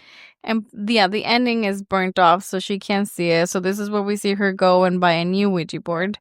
And now she knows she has to get the other two, Rosa and Deanna, to do the seance. Goodbye. Yeah. Yeah, and they have to they got to complete the circle and do the goodbye. So she shows up to Rosa's party, which was middle of the day. It was kind of weird. It's a Saturday. I don't know. Yeah, they're partying. They got a little band in the living room in this tiny, like, apartment. And Veronica's desperate. She really needs Rosa and Diana to go with her. And they're like, there's no fucking way. And some guys... Well, Deanna, she really moved on fast. Oh, yeah. She's sucking face with another dude. Yeah, and some guys drag her out to kick her out. And so Rosa, she's like, do you remember what you said to me? And she's like, no. She's like, you told me you were going to die on Sunday. That's why I've been avoiding you, because it freaked her out. Yeah. And then she notices that Veronica has a bite imprint on her hand. And she's like, what is that? Did you do that to yourself? And before she answers, she's like, dude, I'm just done with you. So Rosa goes back inside, closes the door. They're teenagers. They don't want to deal with this shit. Yeah. So Veronica goes back. She's really confused. She doesn't know what to do. She goes back to her mom's work again. And again, it looks like she really wants to tell her what's going on. Yeah, she's like, just come home. Like, close the bar early and just hang out with us. It doesn't seem to come when you're there. Yeah, she's like, let's go out of town. Let's do something. And her mom's like, really? You want me to close the bar today? And there's a big soccer game going on. And she's like, how about tomorrow? We can go have a picnic like we used to. And she's like, just take leftover food, feed the kids, and go home. Yeah. So she does. And back at home, Veronica tapes the original broken board back together. Yeah. Closes all the blinds and tells the kids that they're going to play a game. And she's going to try to get them to do the seance with her to close the circle. She has Antonio write on the walls, the pictures. She's like, write these on the walls. And it's the protection. Well, this is where Eden is like, are you sure? She's like, our mom's going to ground you until you're like 40. And Veronica's like, I don't care, just do it.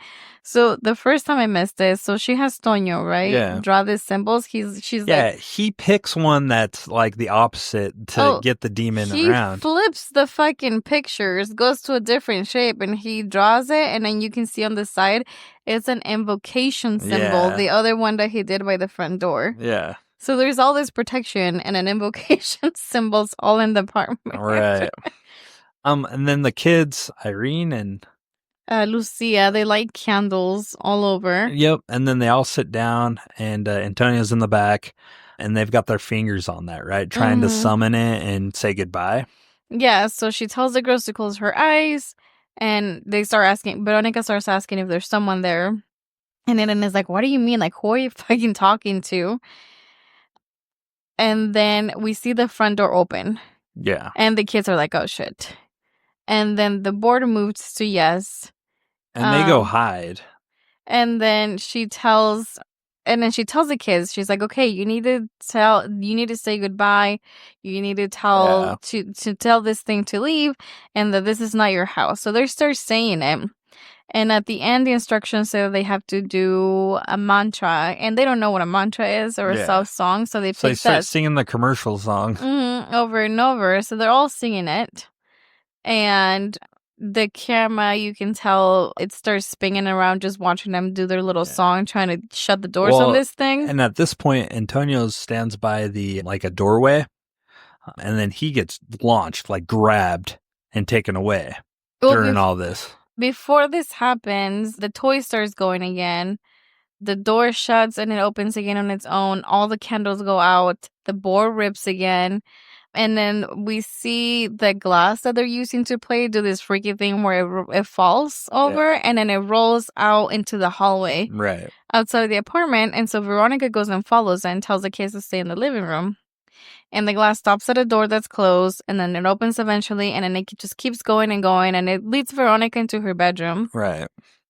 She grabs a flashlight, and now her mattress, where it used to be a small handprint, it looks like it's a bunch of blood stained all over. Right.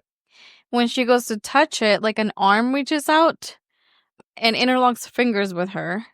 Then all the lights go out in the entire apartment. There's banging on the walls. There's like crazy sounds coming from everywhere. So she picks up the phone to call the police and ask for help. And this is where Toño starts walking towards the door and he gets taken while Veronica's on the phone. Right. So she goes to look for him. All the doors are locked. The girls are hiding in the living room screaming. Yeah. And Veronica breaks the bathroom window and she jumps in there. The bathroom window, jumps in looking for him. Yeah, and she looks like she passes out for a second, wakes up, and Toño's just sitting there in the bathroom. So she picks him up, finds the girls in the living room. And they run downstairs. She's trying to get them outside. When she gets down there with all three kids and she's holding Antonio, well, all of a sudden Antonio disappears in her arms. She's like, what the hell? He's not here, but the two girls are there. She gets them outside and she's like, I gotta go back. I gotta go get Antonio. Well, yeah, they ask her, like, where is he? And realizes that it's just an illusion in her head. At the same time, we see all this police, the cars driving by the restaurant where her mom works, and her mom starts getting, like, a bad sense of something bad is happening. Yeah. So she leaves to head back to the apartment. So now we're back to the beginning. Yeah, so Veronica goes back upstairs looking for Antonio. Mom arrives where we started, asks where Veronica and Antonio are. And then we see all of the religious, like the crosses and everything that they had hanging on the walls are falling from the apartment. She sees, again, Antonio. It looks like he's sitting in the tub, and then the shadow pulls him and drags him under the tub and smacks her against the mirror. And this is where she has like this kind of reflection where she looks at herself in the mirror. And she's like a zombie. And yeah, she wakes up kind of and sees out of the corner of her eye Toño running out of the bathroom. Right. And grabs a piece of broken glass. And she walks into the hallway, but she doesn't look like it's herself anymore. And she's calling out to Toño slowly. And at the same time, you see the thing walking behind her. Right. And he's in the closet and he's doing exactly what she told him earlier. Yeah. Plug your ears and yell for me. He's doing that. He's like, Toño, it's me. Yeah. And he finally lets go. He's like, oh. No, he doesn't. He still has his eyes closed, calling out to Veronica. And then she has a moment where she remembers what she told him. And she's like, wait, is it me? So she sees her reflection on a mirror in the bedroom. Yeah. And it looks normal in the reflection. But at the same time, like who she is outside looks possessed. And then she has a flashback of all the incidents that happened there with the kids. Like Toño getting burnt. All the scary things when she woke up her sister Irene and was choking her. Yeah. And she's like, oh shit, it clicks in that it was her because she's being possessed by this thing all along. So she's been the one hurting the kids. Yeah. So she's trying to get away from Antonio now. Yeah. And this is where the cops kick in the door, right? Yeah. And so she realizes that it's her and she goes to slide her throat with the piece of glass that she has to kill herself. Yeah. And she does. She slits her throat. And it shows that part, but now we see a demon just fisting her, her face. She's tilted. Yeah, she looks like she's tilting back, but, it looks like the demon is tilting her back and holding her at the same time. Yeah, she's levitating. Yeah, and reaching inside. And the cops are seeing this. They don't see her throat slit, and it's just, like, reaching in her, grabbing her soul or something. And, and then we see the detective come into the same room, but to him, it looks like she's, like you're saying, floating. Yeah. And they're like, what the hell? And another cop sees the kid in the closet. He's like, oh, come here, come here. And he grabs the kid. Veronica falls to the floor. Yeah, Veronica falls to the floor. They grab Antonio. He goes outside. They're hauling her out, and her mom sees her on the paramedics bed, but it looks like she's still alive. Barely breathing, still alive. But then later on, we see her, it lets us know she died. Yeah, well, the detective is upstairs, notices like a picture, school picture on the floor in and a it starts frame. burning. And it's fine at first, and then it sparks and it lights on fire, and that's when he gets the radio Veronica call that she died. Picture lights on fire, and she died on her way to the hospital. Yeah, and we see the detective back at his office typing the report of everything he saw, and it says that he was called June 15. A girl was playing with the Ouija board and started having paranormal experiences. Mm-hmm. And then it says that supposedly after during the investigation, 2 of the detectives had to leave because they started having They felt uneasy. They felt sick. Had to poop, yeah. And then it's the first and only registered case in Spain where like the determination of what had happened was paranormal activity and couldn't be explained. Right. And then that's the end of the movie. Uh-huh. So after talking about it in depth, has our opinion of the movie changed? I don't think so. I don't think it has either. It is what it is. It was slow, mundane at times. What would you rate this movie? I would rate it like a 2. You give it a 2, really? Yeah. Okay. What would you have rated it the second time you watched it? Second, probably like a 3. Oh shit. Okay. Okay. So you're settling on a 2 or 2.5? 2. A 2. Okay. I give it a 2 as well. Okay. Yeah, I mean that's kind of what it was. What else we Do you cover? want critics ratings? We can, or do we want to go to the review corner? Whatever you want, man. What do you want? We can. We'll cover the critics and stuff, okay. I guess. IMDb has 6.2 out of 10. Rotten Tomatoes 85%.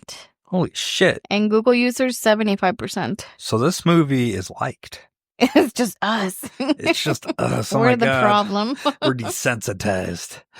Yeah, usually we're kind of on the mark with this, or in line with critics and fans, but we fucked it up. Oh, no, this one didn't hit hard. But you know what else? This reminds me of another movie that I haven't mentioned in a while that people love.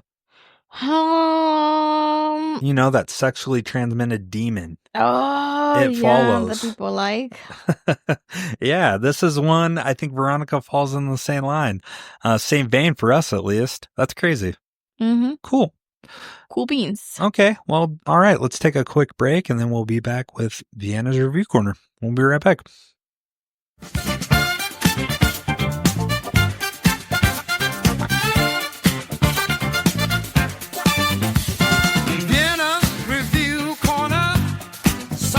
She watches, sometimes she won't.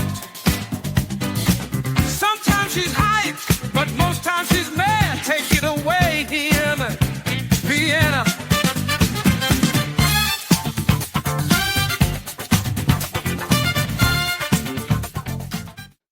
Welcome back again, guys, to another review section.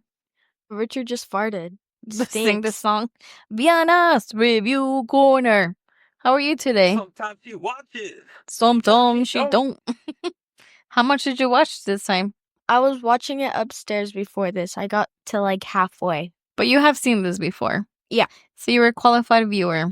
I don't remember the rest of it. The rest of it.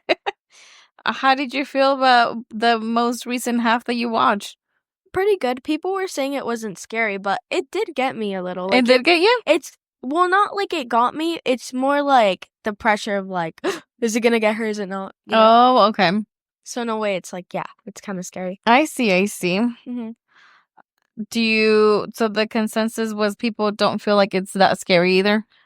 Some people did. It was like all across the board. Okay. Mixed reviews? Yeah. Okay. Did you find good ones to share with the listeners today? Yeah, of course. Who do you think I am? I don't know.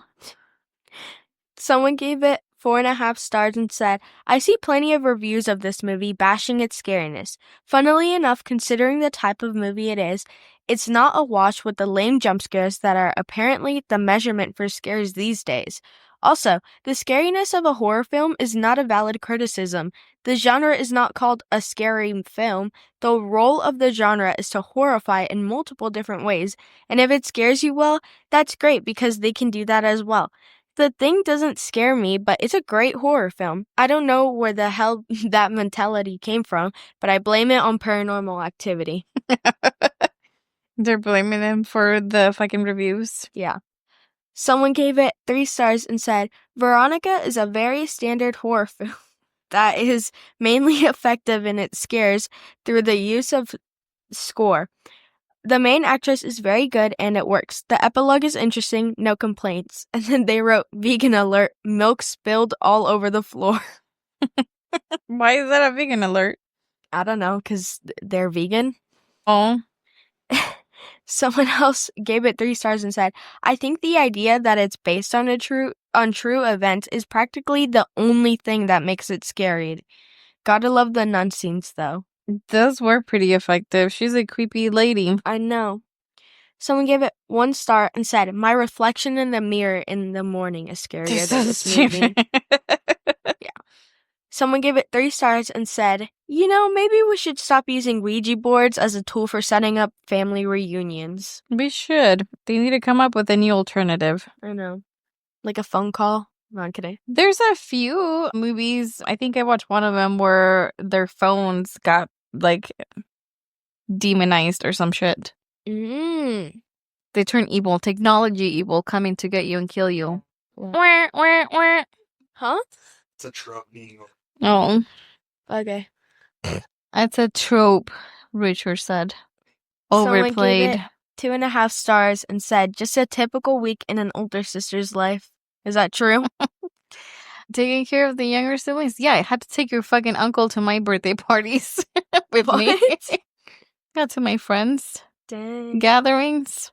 I feel like that's not the same as Taking Wait. care of them. yeah, doing everything for them. I feel like they were all taking mostly care of the younger ones. Well, she only had one parent in the house, so I Yeah. guess she was forced to help out because their mom was always working. Yeah.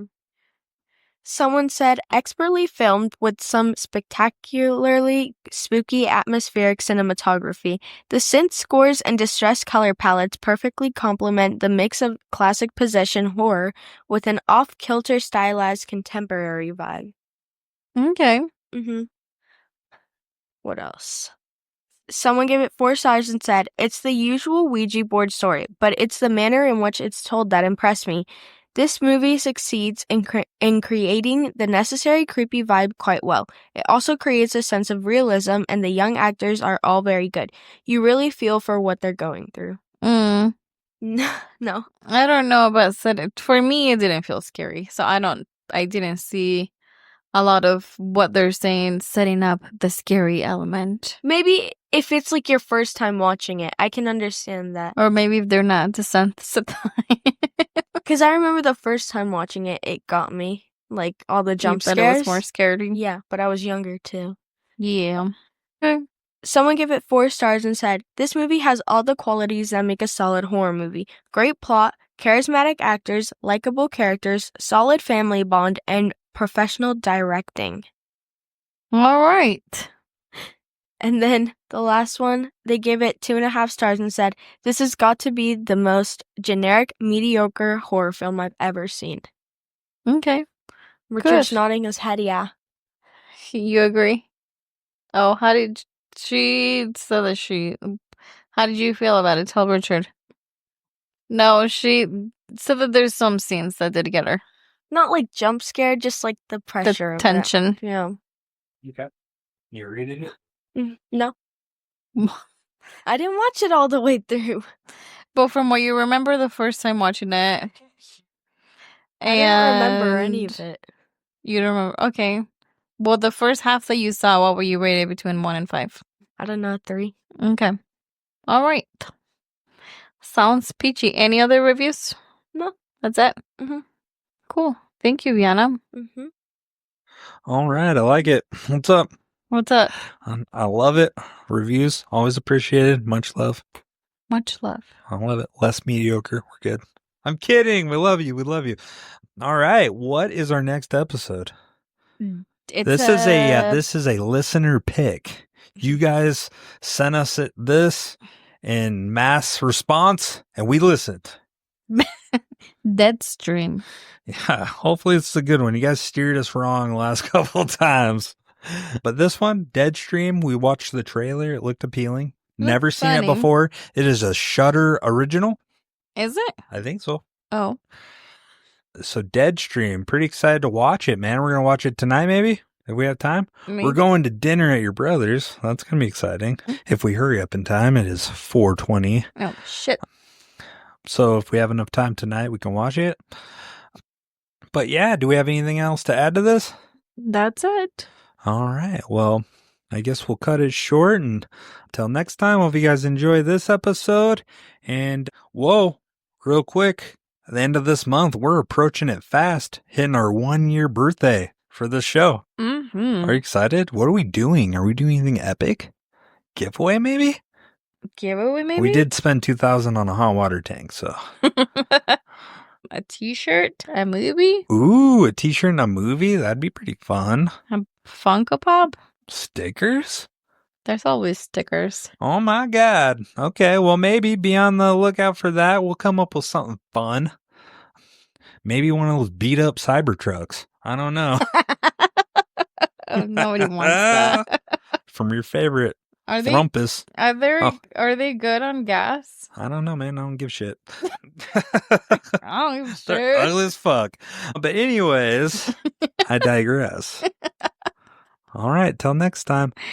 Hasta luego, luego. See. Ciao, ciao. Thanks for listening to Horror Cinema Obsession. We hope you had as much fun as we did. If so, help spread the word by leaving a rating and review wherever you listen to podcasts. And join us next time for another episode of Horror Cinema Obsession.